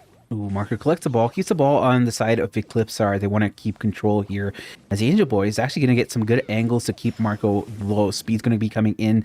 Dawn might be able to get his super, but right now they're trying to make sure that he doesn't finally super on Dawn, but it doesn't matter. Members of Eclipsar just fall by the wayside, and Totem are going to be able to get this one in again within 30 seconds, Sunny. Poco's just too strong right now. Totem is proving to us that once again. Angel Boy does have a super ready. Again, can be knocked out of it thanks to the Surge. Surge is on the other side. Though Mari just trying to walk through. He doesn't get the heals from Mari. He's too busy with protecting himself against Surge. It's still a 1-0 though for Totem. They're still in the driver's seat here. They can still lean back and just survive for another 1 minute 30 without scoring. Would still win that one. Nice super coming in from Angel Boy now. Does find the kill onto Sabim. It's a 3v2 situation. Marcus the only one still standing in front of the goal. And this is going to be Totem running away with Brawl Ball within 2 minutes. What? That was crazy. Reply Totem are back in form. This is the Totem of 2022 that we are seeing right now. It is crazy how dominant they were in this first set. I just feel like the Poco was just the linchpin there along with the Jackie. They just did so well. And that Surge pick, I didn't see any dividends from it. So I feel like Eclipsar were just caught with their pants down here as Reply Totem just ran through them. Very nice to see that Totem can indeed win against Eclipsar. At least a set they took of them. The last time they managed to do so was in the March monthly finals, and after it, Eclipsar still won in a 3-1 succession. Now, Totem is finally looking for revenge after losing to Totem. How often did I say they did? Like 6-7 times in the season so far. Every single time Eclipsar came out on top. Totem, now today is your day to turn things around, turn the history back to your side of things and change the fate. Yeah, they should just look at what happened in the previous months as a bad memory as they look forward towards the future, because right now they're looking very dominable. But we know that right, Eclipsar has the wherewithal to be some of the strongest people in EMEA because they aren't they're really good in the draft. They're really good with their individual skill abilities, the synergy with their teammates. It was just that Totem were just better at every respect in that last game. So the Eclipsar has their work cut out for them because this is an informed Totem. So I think that it's still going to go either way. It's a coin toss of a decision for me in terms of who's going to be winning this upcoming set. Bridge Too Far, once again, a map that forces you to play those 1v1s. And I think if I were in the shoes of Eclipsar, I would have some flashbacks. We'd just see this exact map played out between the two of them as well. And it was pretty dominant from the side of Humble. They outskilled them, Boss on that, Colt on the left-hand side, Luki in mid with the Nani, and then Semantic on the right-hand side with the Lola. Eclipsar couldn't really do too much against them. Now let's see if they find a better draft here, because I really do feel like it was also kind of the draft problem on the side of Eclipsar. Totem usually wants to play very aggressive comps, even on Heist. Let's see if we're going to see some more tanks. For now, Chuck is banned out once again.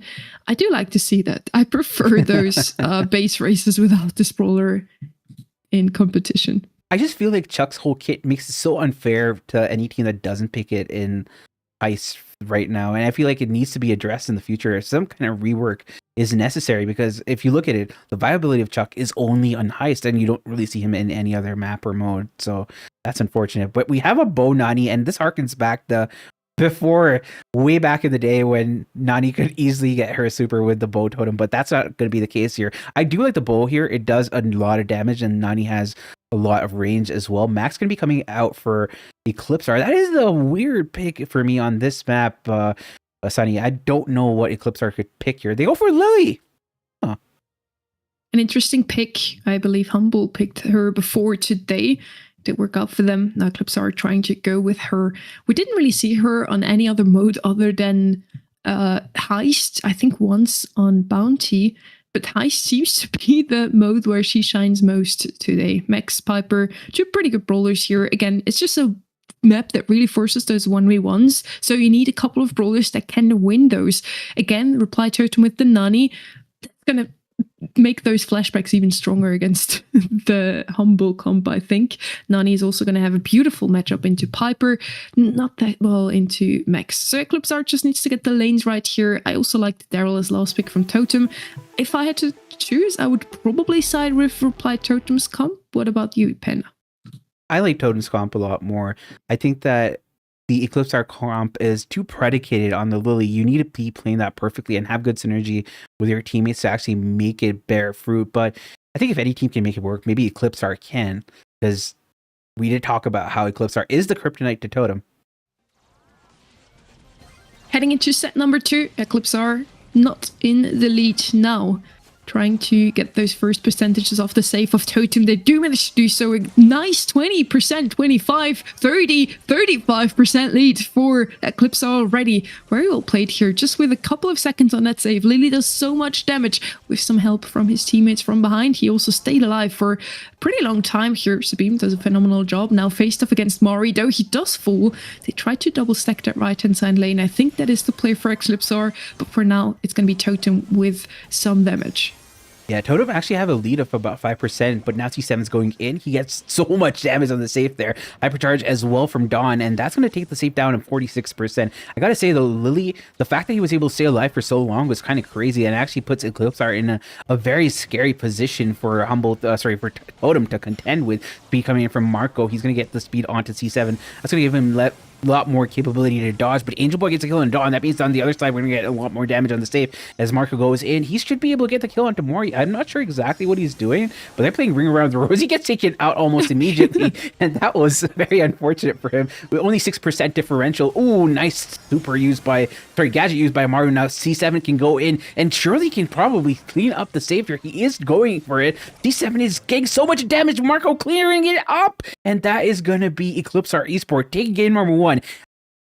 What? Definitely another boring game here in this one. Both sides got so much damage in, they really just made it a base race. Not ones of those usual Bridge Too Far matchups where you're just face off in those lanes and try to win your lane, get like maybe like 3 to 10% of the opponent's save, and that's about it. We're getting a lot of save damage in all the time. Even the Piper can maybe win against Mori. Here, Don Biso doing a phenomenal job on the left-hand side. On the right-hand side, Beam, of course, just using his Shadow Realm to sneak up to save, get the first save damage in for Eclipsar. That is kind of crazy. The fact that Angel Boy just left the Lily on the safe there. That's so much damage there. And Marco is going to go up against Mario. Should be able to get the kill. He does. C7 once again going on the safe here. Should be able to get a little bit of value. He is going to be able to barrel it down. Marco as well. The safe is down to 42%. Now Angel Boy going to go cross lane, and he's going to try to get onto the safe on the other side. He has to kill onto Marco. That's going to be huge. That means he's going to be unabated on the safe. He's going to get even more damage, and that's going to be 39 to 42%. Everything said and done. Only 3% difference between these teams, Sunny. On the right-hand side, Max following up behind the Lily with the super and the Shadow Realm to get even closer to that save, get some more save damage in. On the other side, we also see that save HP shrinking down. It's now 30 to 10%. It's such a close match once again. Marco Dunn could face it off here, could close it out, and they do so. Eclipse are turning things around here, evening out the score overall. It's 1-1 in this match so far. Beautiful gameplay coming in from both these teams here, and it's so back and forth, and honestly, I don't know how this one's going to go in the third game. I kind of sided with Totem's comp, but clearly I was wrong. Eclipsar had the better draft here. They also played it phenomenally. Lily just so strong. I kind of underestimated the fact that she can just go into Shadow Realm and get some save damage for free every single time. I thought that Daryl would be able to do pretty much the same with the double role he has now. Just go through, do some hefty damage onto save, but it just wasn't enough. Also, the Max worked out a lot better than I expected. Against the Nani, pretty good matchup there, even though we had some good snipes from the Nani. It just wasn't enough damage to stop that Max Lily combo.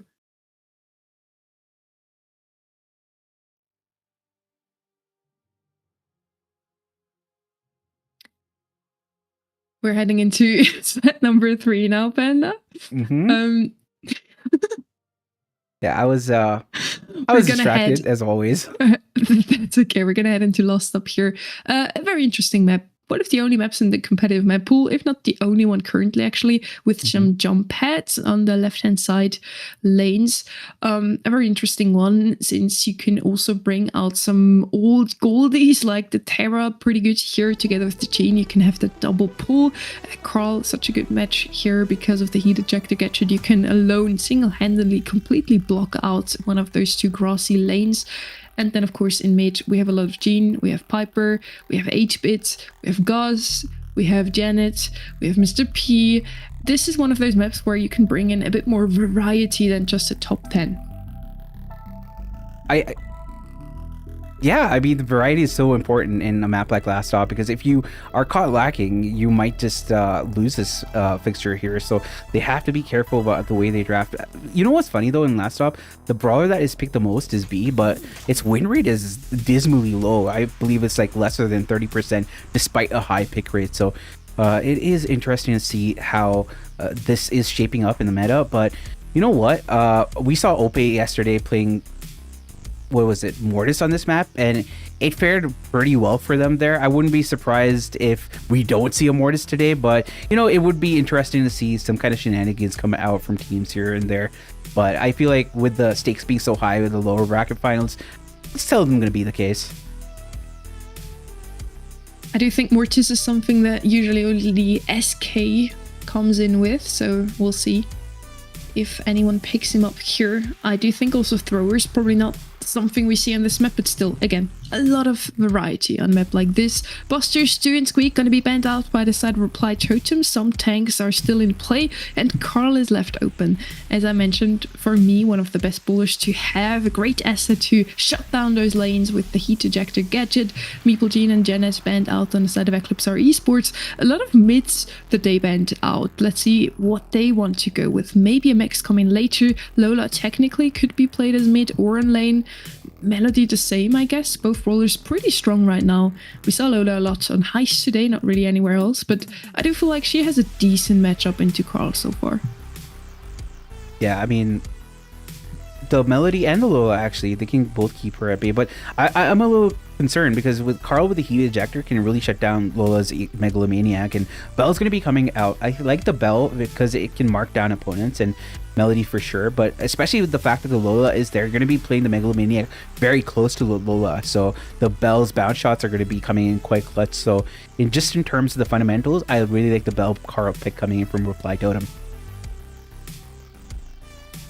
Belle as a mid is going to be especially good against the Lola. Talked about it before. She's just going to have those bounces between herself and the Shadow. Last pick now for Totem, another lane I assume. It's going to be the Terror. We talked about it before. Pretty strong with those pulls. You can get those clutch plays in. Not the strongest in the current meta overall. She has some pretty good counters against herself, such as Janet or Ember. One of the two is banned out here. Let's see if it's actually going to be the Ember or if Eclipsar does pick up a gem carry that we are used to seeing. I like the Sarah pick, and Ollie's going to be coming out last. I like the Ollie as well, just because of the hypnosis that you can do, but this Terra pick is something that could be quite detrimental to Eclipsar, especially towards the ending of the game. That's usually when you have Terra coming out with the hypercharges, so you have to make sure that you don't feed the Terra too much. As we go into this game here between Eclipsar and Reply Totem, we're tied at one set apiece in this lower bracket final. So this one's going to be deciding which team is going to be on top as we move into the final stages of this fixture. It is 1-1 so far. Everything is open. We're back to the start where nobody has a lead in terms of sets. We're going to head into this map with pretty decent comps on both sides. Not really a mid on the side of Eclipsar. They do decide to play Lola mid here again. She could be played on either lane or mid. I do think Mari has the better matchup here just because of range.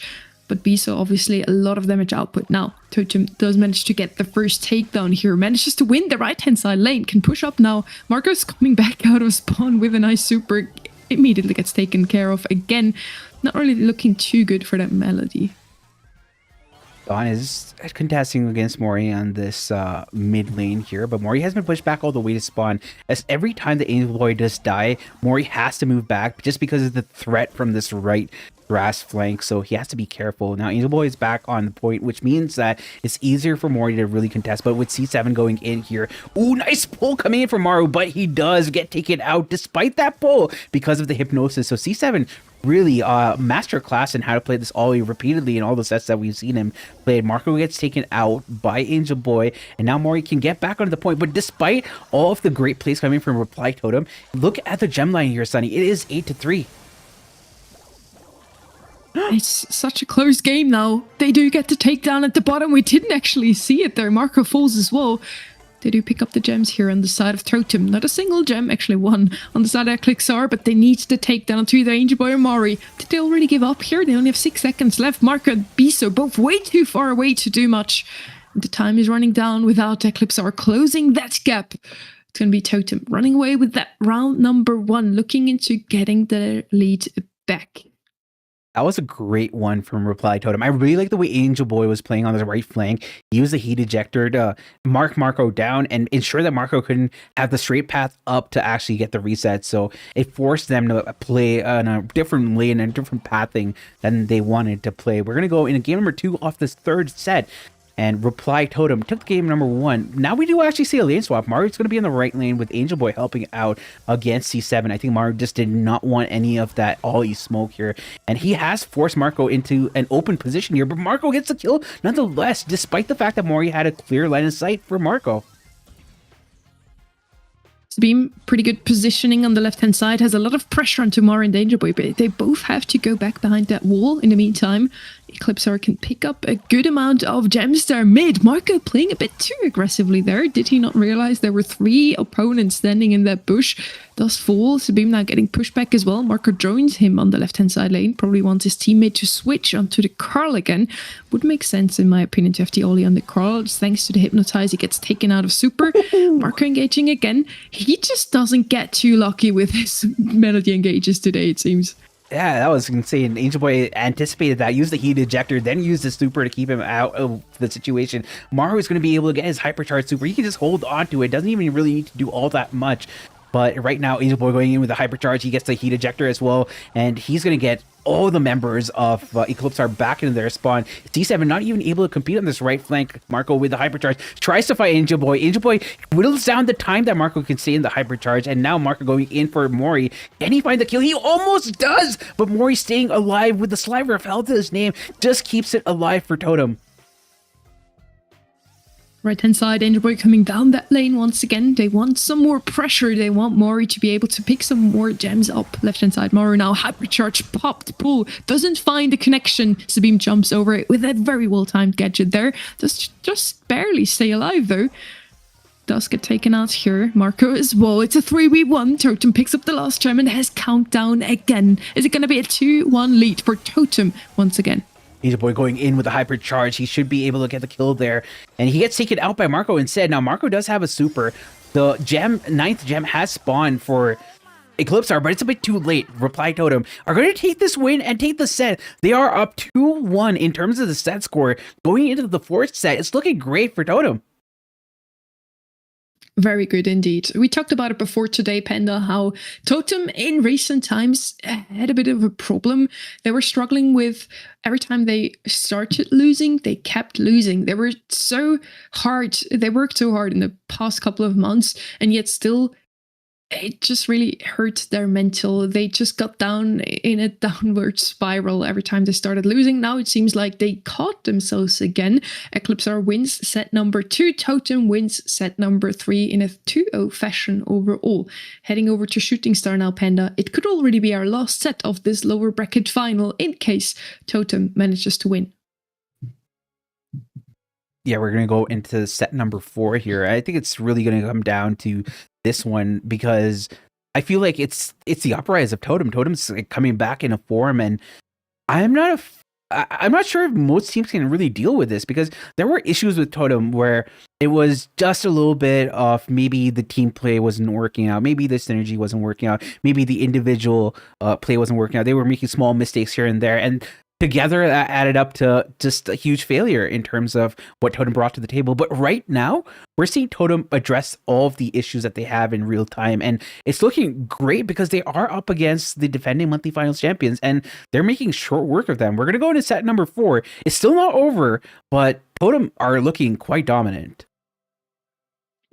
It's so good to see them come back, especially since we declared Eclipsar before as their kryptonite, their arch nemesis. They just kept losing to them every single time they faced off against each other in the monthly qualifiers, monthly finals. Every single time Eclipsar came out on top. Not a single time this year so far Totem was able to beat them. Maybe today is the final day of these stories and Totem can break the curse. We're heading into the set, Totem, with the opportunity to get match point, to close it all out. And we have Byron Bell and Gus Band out from their side. Gus, for the first time today, I believe. RT is going to be the first pick up here. Pretty decent pick. Can't really go wrong with him. Too good against any aggression from the Eclipsar Esports side. If they still want to pick Melody, for example, RT is going to put a lot against her. Nani's going to be the first pick here. Of course, has always been one of the best brawlers on Shooting Star, I believe. Indeed, and Byron being banned out makes sense considering what we saw on social media, that it does have the longest range here. And we do have some other longer range options, but Gray is not banned out, and I'm surprised that I haven't seen a Gray picked out just yet. I think that it does really... Oh, okay. Wow. I guess I know my things. I know my draft, guys. Good job, Enda. We did see Gray a couple of times today already on the side of Eclipsar. They do really like it. Not as much as Papar Supermassive. I believe they picked it every single set. Let's see if it brings some more luck for Eclipsar now. Reply Totem still has some rangy options open. Maybe I wouldn't go with the Piper here, considering they already have the Nani. RT can already deal with the Grey pretty well. They could still decide to go with some close range comp here. Max paired with Ollie would be such an option. Both are still open. Yeah, I think that could be the play here, but I feel like it might be spreading themselves out a bit too thin. Maybe going back to fundamentals would be the idea, but once they've already picked the Ollie, they have to double down on the strategy. Otherwise, you can't really go in with Ollie without the support that Ollie needs, right? So it's going to be interesting to see what they draft as their last pick here. Go for Leon. Huh. What do we say about that brawler? I have no notes on Leon. He has not been picked up in quite some time. Yeah, I mean, he's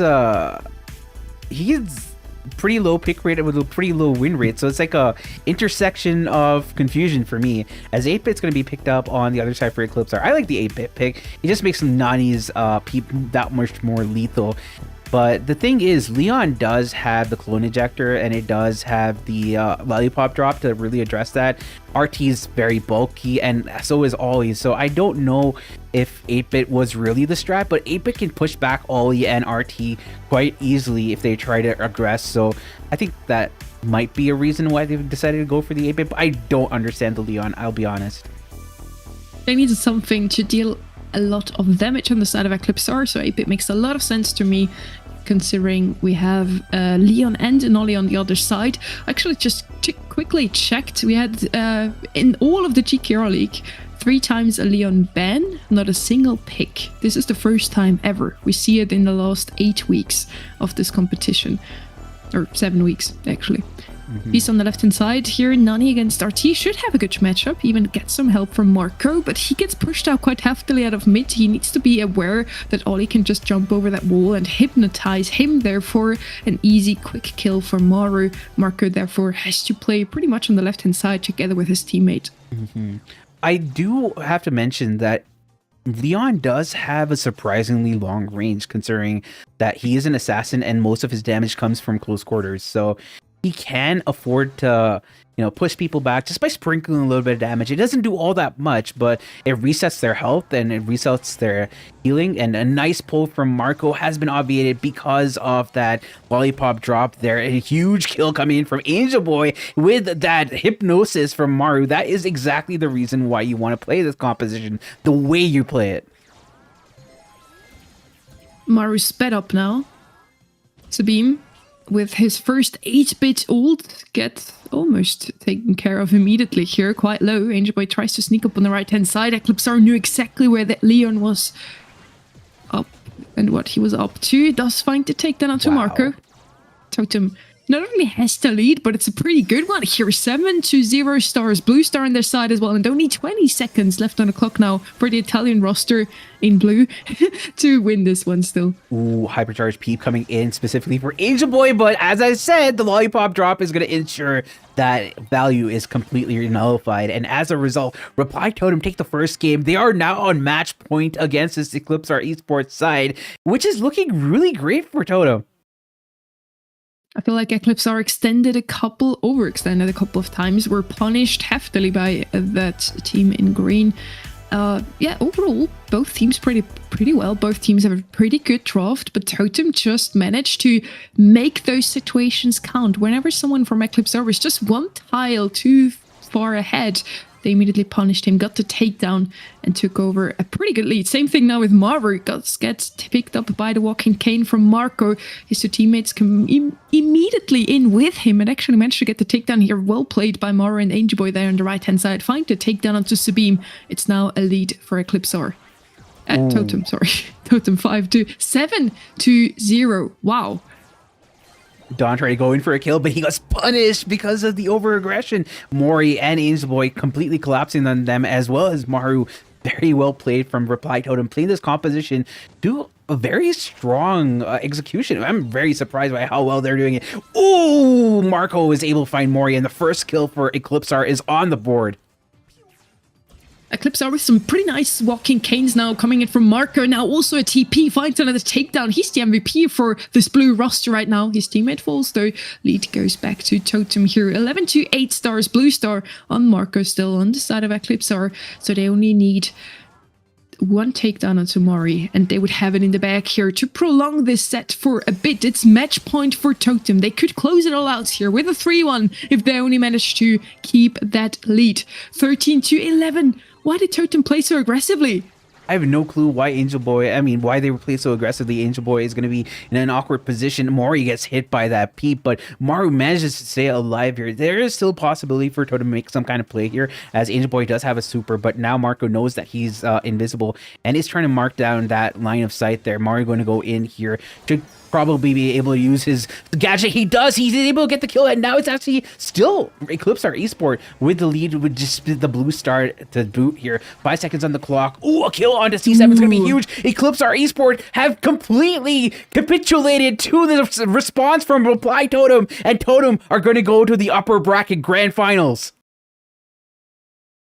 Congratulations to Totem. They broke the curse, and I think you can see it in Maru's face how happy he is that they finally beat their arch nemesis here. Eclipsar, for the first time this year, loses to Reply Totem in a very dominant fashion, and as well here, 3-1 overall.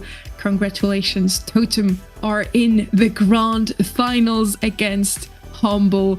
That's beautiful to see. Such a story. They went all the way through the lower bracket. They were pushed down immediately by this exact team. Totem actually had to play in the lower bracket ever since the quarterfinals. They got pushed down to the lower bracket by Eclipsar 3-0 in the very first match that they played in these playoffs yesterday. I honestly, I have to say, this storyline that was developing in front of us is kind of crazy. I feel like, I'll be honest, at the start of the yesterday, I had already written Totem off once they lost that first game. So I was kind of surprised how well they played the second one. And now they're just going from strength to strength, and they're completely, you know, there's that one meme of the Grim Reaper going from door to door, taking down people, and you just see one of the teams going down one after the other. And I feel like, you know, Reply Totem are not taking any prisoners. They're going for the kill, and Humble is in their path to victory. They had to beat 5 matches, Totem, to make it still to the grand finals. Got dropped down into the lower bracket immediately by no one other than Eclipsar. Now they're returning the favor, finally breaking the curse, that 3-0 that Eclipsar pushed into them yesterday. They returned it. It's now a 3-1 for them. They actually managed to only win barely against Papar Supermassive in a 3-2. I kind of set up that storyline of the underestimated team seems to win today every single time, even if it's a close match. I thought Eclipsar would win against Humble even. Humble turns out to be the winner of that match. Totem wins against first Papar Supermassive and then against Eclipsar as well. I guess it was really not the day of this Italian roster, ECP. Totem, now in the finals. Congratulations to you. And as you said, Panda, I think we didn't expect that yesterday. Coming into the playoffs, Totem just barely even made it into the playoffs. Yeah, I mean, their hopes were dangling by a thread, Sonny. So the fact that they're here in the grand finals is kind of crazy. But they are going to go up against the defending world champions, which is going to be Humble. So that is a frightening proposition. But considering the steam that they built up, Reply Totem, they won they won 2 of the games today, and I guess you could say third one because of the forfeit from LOC Esports. So, but they've been going from strength to strength. First one was a forfeit, then they got 3-2. They got the win in. Now they got 3-1. Are we seeing a 3-0 sweep coming in from Reply Totem? Are they going to take down Humble in 3 straight sets? I don't think that's likely, but I would like to think so. We are going to have a bracket reset, so in case Totem manages to win now, since they're coming through the lower bracket, and Humble hasn't won, it hasn't lost a single match so far today or yesterday, they will have another life and get another chance if Totem wins. As you mentioned, Humble just won against Eclipsar 3-0, so we're going to figure it out now if Totem has a reply to that Eclipsar didn't have and can finally humble this roster in orange. We have Boss, Luki, and Semantic on the left-hand side, Angel Boy, Maru, and Mori on the right-hand side. And I'm so looking forward to this. First, Totem beats the Italian roster in the French org. Now they're facing off against a mixed roster in an Italian org. Yeah, it's 2 Italian orgs after the other. I mean, facing off against each other, rather. Because Humble and Totem, I believe, are both based in Italy. Yes. It's going to be interesting to see how this one does pan out. Honestly, I think it's going to be going all the way to set number 5. I wouldn't be surprised to see a bracket reset, but it's going to be a long, long match for sure. At least I hope so. We're gonna have a very well-known map at this point to start off our set here. It's gonna be Brawl Ball again, Pinhole Punt, heading over to Bridge to 4, after that Hard Rock Mine, Hideout, and Open Zone. So we do bring out some mixed maps, but we also have some fan favorites back again. Humble came through Group C in the end. They were, together with SK, the top 2 in their group. Nobody else was able to beat 5 of the other teams. And Totem came through Group A, only won 4 of their matches. So there you already see that they weren't the favorites coming into this one, but they are now in the grand finals, which is so beautiful to see. They got their redemption. Yeah, I mean that's beautiful actually, and there's something to talk about here. I believe that Humble, when they played against Eclipse Art in the upper bracket final, they went through Pinhole Pond, Bridge Too Far, Hard Rock, Mine, Shooting Star, and Ring of Fire. And now in the grand finals, they have to play the same maps against Reply Totem, which Totem hasn't played these maps today. So maybe the preparation for that might be coming into play. I don't know, but I mean, I like to think so. I mean, it could be a bit of both here. Disadvantage that you didn't play those maps yet, but also an advantage that you just saw what Humble likes to play on those maps in a competition, because some teams do like to not always pick what they would like